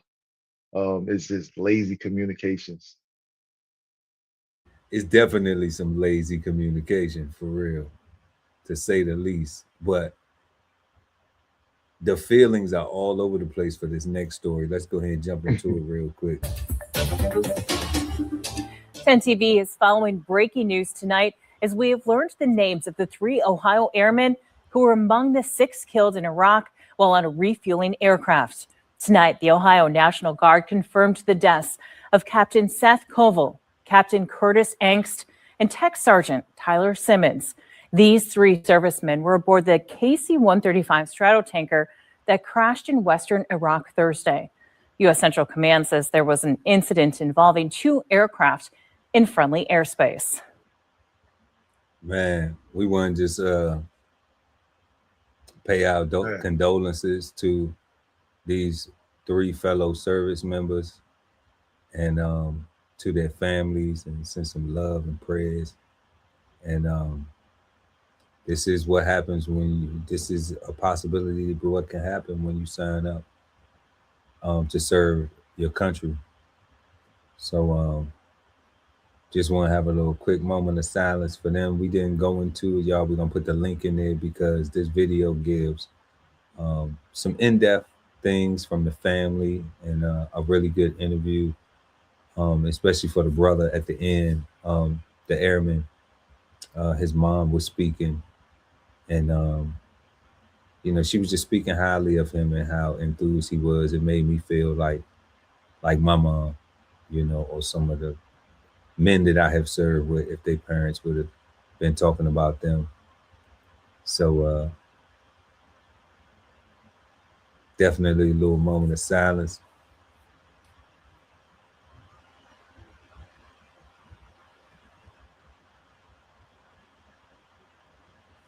Yep, and prayers and peace to them guys. And what's your take on that, guy? Real quick, what's your take on this whole war thing? Like, we haven't seen a lot of casualties, but it seems as though they're just like, the casualties are beginning to happen, at least on the U.S. front. Like they don't have the cameras on the ground, and we're not getting broadcasts Israel, and we getting air visuals. And then of course we heard about the school in Iran, but we're not getting firsthand. Like, we're not seeing bodies draped over cars and like real life GTA, which American culture is already desensitized to. So it isn't like if there was just cameras filming this, almost like Judgment Day or The Purge or any of these gory movies that just involve a whole bunch of killing. Like, people will be watching it. People will be tuned in. I'm sure it'd be the most streamed thing. Like people will probably tune out of that other stuff that they've been watching if it was live bombings, But it's crazy that's something that could be of reality. God.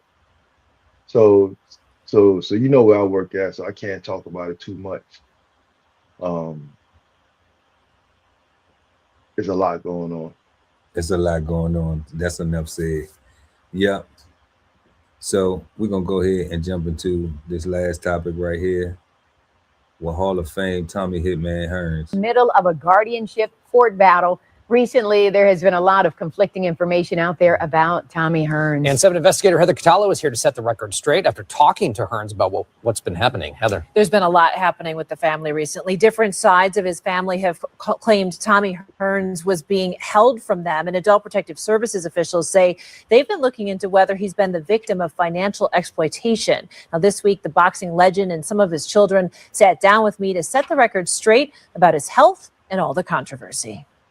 I want to know that I'm doing fine. I feel good. Thomas the Hitman Hearns wants the community to know he's safe. Thomas, the hitman. In recent weeks, some family members have claimed the champion boxer was being kept from them amid accusations of financial exploitation and even allegations by Adult Protective Services that some relatives had kidnapped the Hall of Famer. I just want things just be calm and good and just move smoothly. Mr. Hearns is revered in this community for all he's done, for all he's given back to the community, to the city of Detroit, to the boxing world. Attorney Wolf Mueller represents Hearns' oldest son, Ronald. So my job with the conservator and the court is to make sure that nobody takes advantage of him and he is treated with dignity and respect that he so richly deserves. Are you concerned that somebody or some people have been taking advantage of him? I think there is a lot of evidence that he's been taken advantage of recently. My dad's a great man, has a big heart, and for him to be going through this type of situation this time in his life is terrible. I am ordering you to tell me where Thomas Hearns is. Okay. So, tell me where he is. He said okay. And that's why I would like to receive legal counsel. What? What? He said, I'm ordering you to tell me where your daddy is. Okay. And she says, well, that's where I would like to receive legal counsel. That's why I want to get an attorney. That's why I want to get a lawyer. I don't care what you saying, Judge. I'm not gonna tell you where my daddy at. Judge? His daughter kidnapped. It's like his daughter kidnapped. It's like some, I don't know. That's what it sounds like. They not trying to tell the judge either where he at. So this is crazy. But I wanted to show this, but we'll play the whole thing. To explain the situation. At an emergency guardianship hearing in February, only our cameras were there as Oakland County Chief Probate Judge Pro Tem Daniel O'Brien took testimony from APS workers who were searching for Hearns after they said his daughter and his sister would not reveal the 67-year-old's location. APS officials also said they were suspicious after a GoFundMe online fundraiser was set up. Your impression is they were using Mr. Hearns as some kind of commercial advertiser? Correct. By Wednesday morning, all sides of the family agreed to allow Ronald Hearns to be in charge of his father's care and finances. Citing a dementia diagnosis, Judge O'Brien appointed Ronald Hearns as guardian and conservator of Thomas Hearns. Everybody loves Mr. Hearns and wants the best for him. And so that's what everybody should be working for, and not focusing on their past grievances. So just keep praying for my dad and the family as we move forward in our lives. And that's what we're going to do, family. What you got on that, guy? Yeah, no, I agree with the judge, right? Like, the focus should be on the elder and making sure that he's healthy and happy and not being taken advantage of. And we should all grow up and not be focused on the past, because right now is all we have. The past happened already. Today, right now is all we have, right? Tomorrow is not promised. We only have right now. For sure. But that's crazy how when you get a little paper, man, people got to get their stuff in order. That this should be an example. That's one of our black athletes, old school. And we seeing how even the money in that environment, where there was some lack of something that happened. Yeah. To where now, you see siblings, family members trying to manipulate situations, so they can have access to money that they ain't work to get. What's sad about that guy is he's not just a black athlete. Like he's a part of American culture, right? Like his athleticism and his accomplishments and his achievements and his era, like all the people that he competed with in his era are part of American culture that changed the face of boxing, that makes America, gives America part of its swag is people like, you know, Hitman Tommy Hearns and all of the great elders. So it's not just a black Sugar thing. Ray. It's what I'm saying, right? Like it's not just a black thing, it's a real an American hero kind of thing. Like think about the whole Jack Johnson and looking for the great white hype or the great white hope to take him out. Because essentially he was the face of America. He was America's strength. Like Yeah, but that's Jack Johnson. We're not gonna compare Tommy Hitman Hearns to no, that. no, no, Though. no. I'm just talking about it. He As was far as boxing when cocaine was cheaper. Like, you know what I'm saying? Like he was in the 80s, and you know what I'm saying? Like, you know, so I mean, it's not Jack Johnson though. Jack Johnson had the back of the bus, the back of the trailer, you know, like you all can't that, even all go that, in. all that. I mean, I don't even think the back of something was established when Jack Johnson was boxing. It was just like you want to film knockers. You know what I'm saying? Why you bullshitting? You right, because they created the man. What? Yeah, so that's what I'm saying. So like, yeah. You know, Tommy Hearns and then was boom, boom, boom, sniff, sniff, sniff. Not saying that that's what he was doing as an athlete, but you know, I'm just saying like that generation, they were smooth. They had leather vests on and pants and fur coats and you know, all that type of going on. They was when like you know, it was real smooth. It was real cool, you know, to be a black entertainer, and they were coming up when they were just getting money. You know, I think he was in that era where it was like they was just getting money. Money was just starting to really be pouring in real huge. Like I want to say that's like right after the black exploitation era, with the black films and stuff like that.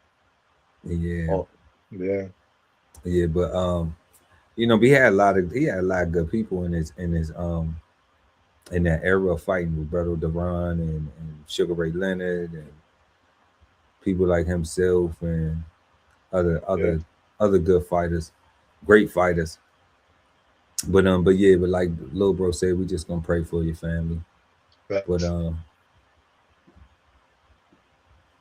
for sure. You've just been Flavor Bomb, and now back to our show. Yeah, y'all. So make sure to smash that like button. We've been smoking on common sense this evening, and we are at our fifth and final question. Is the phrase common sense bad, good, or misunderstood? The guy Ali Dawood at BK Soul Farm. Misunderstood. And separate from the definition, I would say bad. Because the definition doesn't take into account or consideration all of our complexities. It from my interpretation, it assumes that we're all coming from the same worldview. We all knowledgeable, like we are all knowledgeable, and we all coming from the same worldview, and we all had the same grandmother, and you know what I'm saying, like, and that's not real, you know, and the more real statement becomes, you know, common sense just ain't that common because it ain't.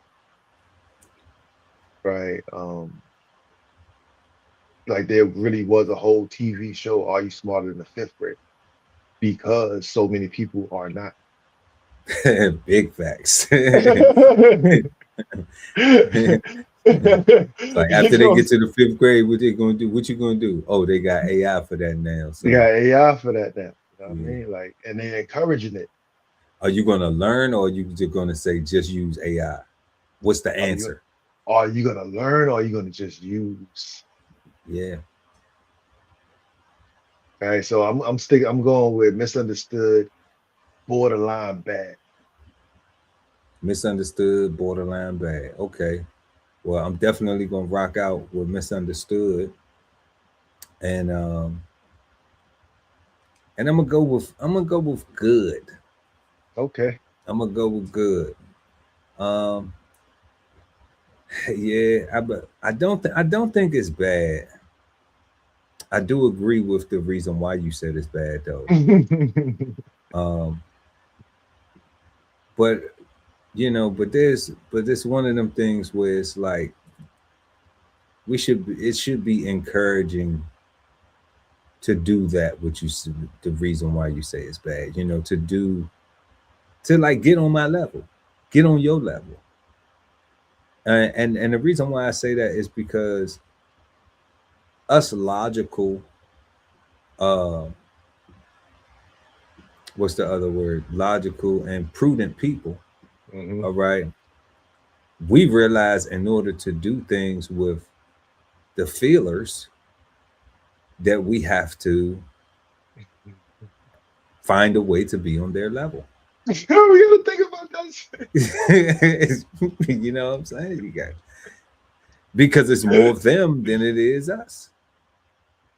So even when we're presenting things, we have to understand how people gonna feel about it. Like we have to be careful in our presentation of things, and in our how we say stuff, right? Because when we talking to a feeler, right? Because we already know that they're not listening. They're skipping logic. They're skipping prudence.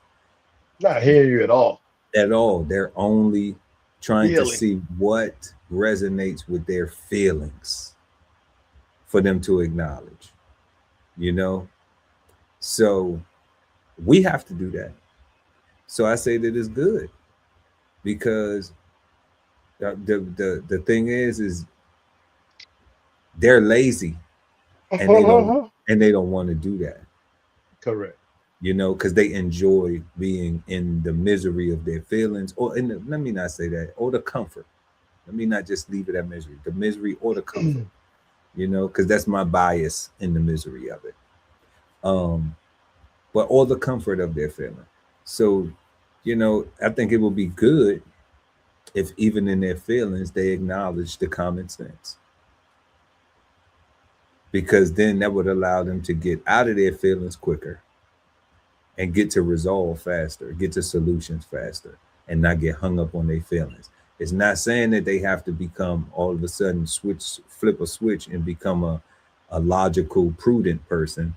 You can still, but not having a healthy balance is a diet recipe for disaster in anything. Self-destruction. You headed for self-destruction. Absolutely. So that's how that go. So definitely. So the guy Ali Dawudel at BK Soul Farm got common sense as misunderstood and bad. Chef Earl Pearl at DBCHEFTV, we going with misunderstood and good. And that's how we do it. It's always understood. It's always understood. We didn't agree to disagree. We actually understand. Well, we right. We understand what your position is. Understand what my position is. We understand what our position is. You understand what our position? And see how. But that's too logical and yeah, right. Hold on, let me add some feelings in it. You wrong. You wrong. You wrong. You wrong. You wrong. And because because you don't agree with me, that make you a bad person too. You know what I'm saying? And you a bad person. Right? So that's kind of how I be going, ain't it? I'm just saying, like, it's crazy that's what that's what becomes the conclusion. But yeah, as we move to concluding tonight's show, y'all, we had common sense, and we answered our first question: what do you think of when you hear the words common sense? 2, is common sense learned, or are we born with it, and why? 3, why do you think people say use your common sense when a mistake is made? 4, have you ever experienced common sense help or harm you, and how? And 5th and final, last but never least, is the phrase common sense bad, good, or misunderstood? Let us know in the comment section below. We will always respond to all of your comments. Like we always say, We are not the gurus. If you like something, pick it up, have a smoke. If you don't, leave it in the ashtray for the next person to come by. We want everybody to make sure you have a peaceful, positive, and productive start to your week. All right. And we appreciate y'all for pulling up each and every time, Sunday right here, 8 p.m. East Coast, Cigar Sundays Live, Chef Pearl at DBCHEFTV, and the God, Ali Dawoodale at BK Soul Farm. Make sure y'all smash that like button. We appreciate it. It's the freest thing you can do to help get this type of content in front of beautiful people like you. And that is all we have. Until next time.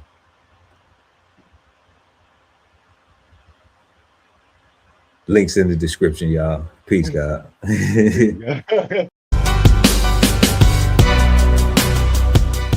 This whole publication is all about going from nowhere to somewhere, right? Being able to stand on something so that you can travel in peace, right? So bksoulfarm.com, 1016 160 self-sustainability. Jump on a list and get yourself together, right? Because it is irresponsible to not even know what responsibility means. So get yourself together, food, clothing, and shelter, protection of that, support your interests, and live. Love ain't always easy, and we won't stop until we get it right. So bring that ass to the Love Speak podcast. Subscribe today and let your love speak at TLS Podcast. The Love Speak, now streaming on YouTube. If it's Friday night and you don't have a date, then brunch with the fellas is your spot, so don't be late. We go up at 9 p.m. with the trending topic news. Smash the like, comment, subscribe, and share the content. Don't be rude. At Brunch Fellas, now streaming on YouTube. You are the key to your financial freedom, so unlock your inner wealth with financial fundamentals at Bows on the Table. Subscribe today and never miss a meal at Bows Podcast. Bows on the Table, now streaming on YouTube. At the Veteran Kettle Podcast, we thank you for your service, support, and sacrifice to our country. Listen to real stories of adversity and triumph as we give our best to honor our vets. Subscribe today and watch episodes now streaming on YouTube at TVK Podcast, The Veteran Kettle. Sign up for the newsletter and shop merch and clothing at DBCHEFTV.com.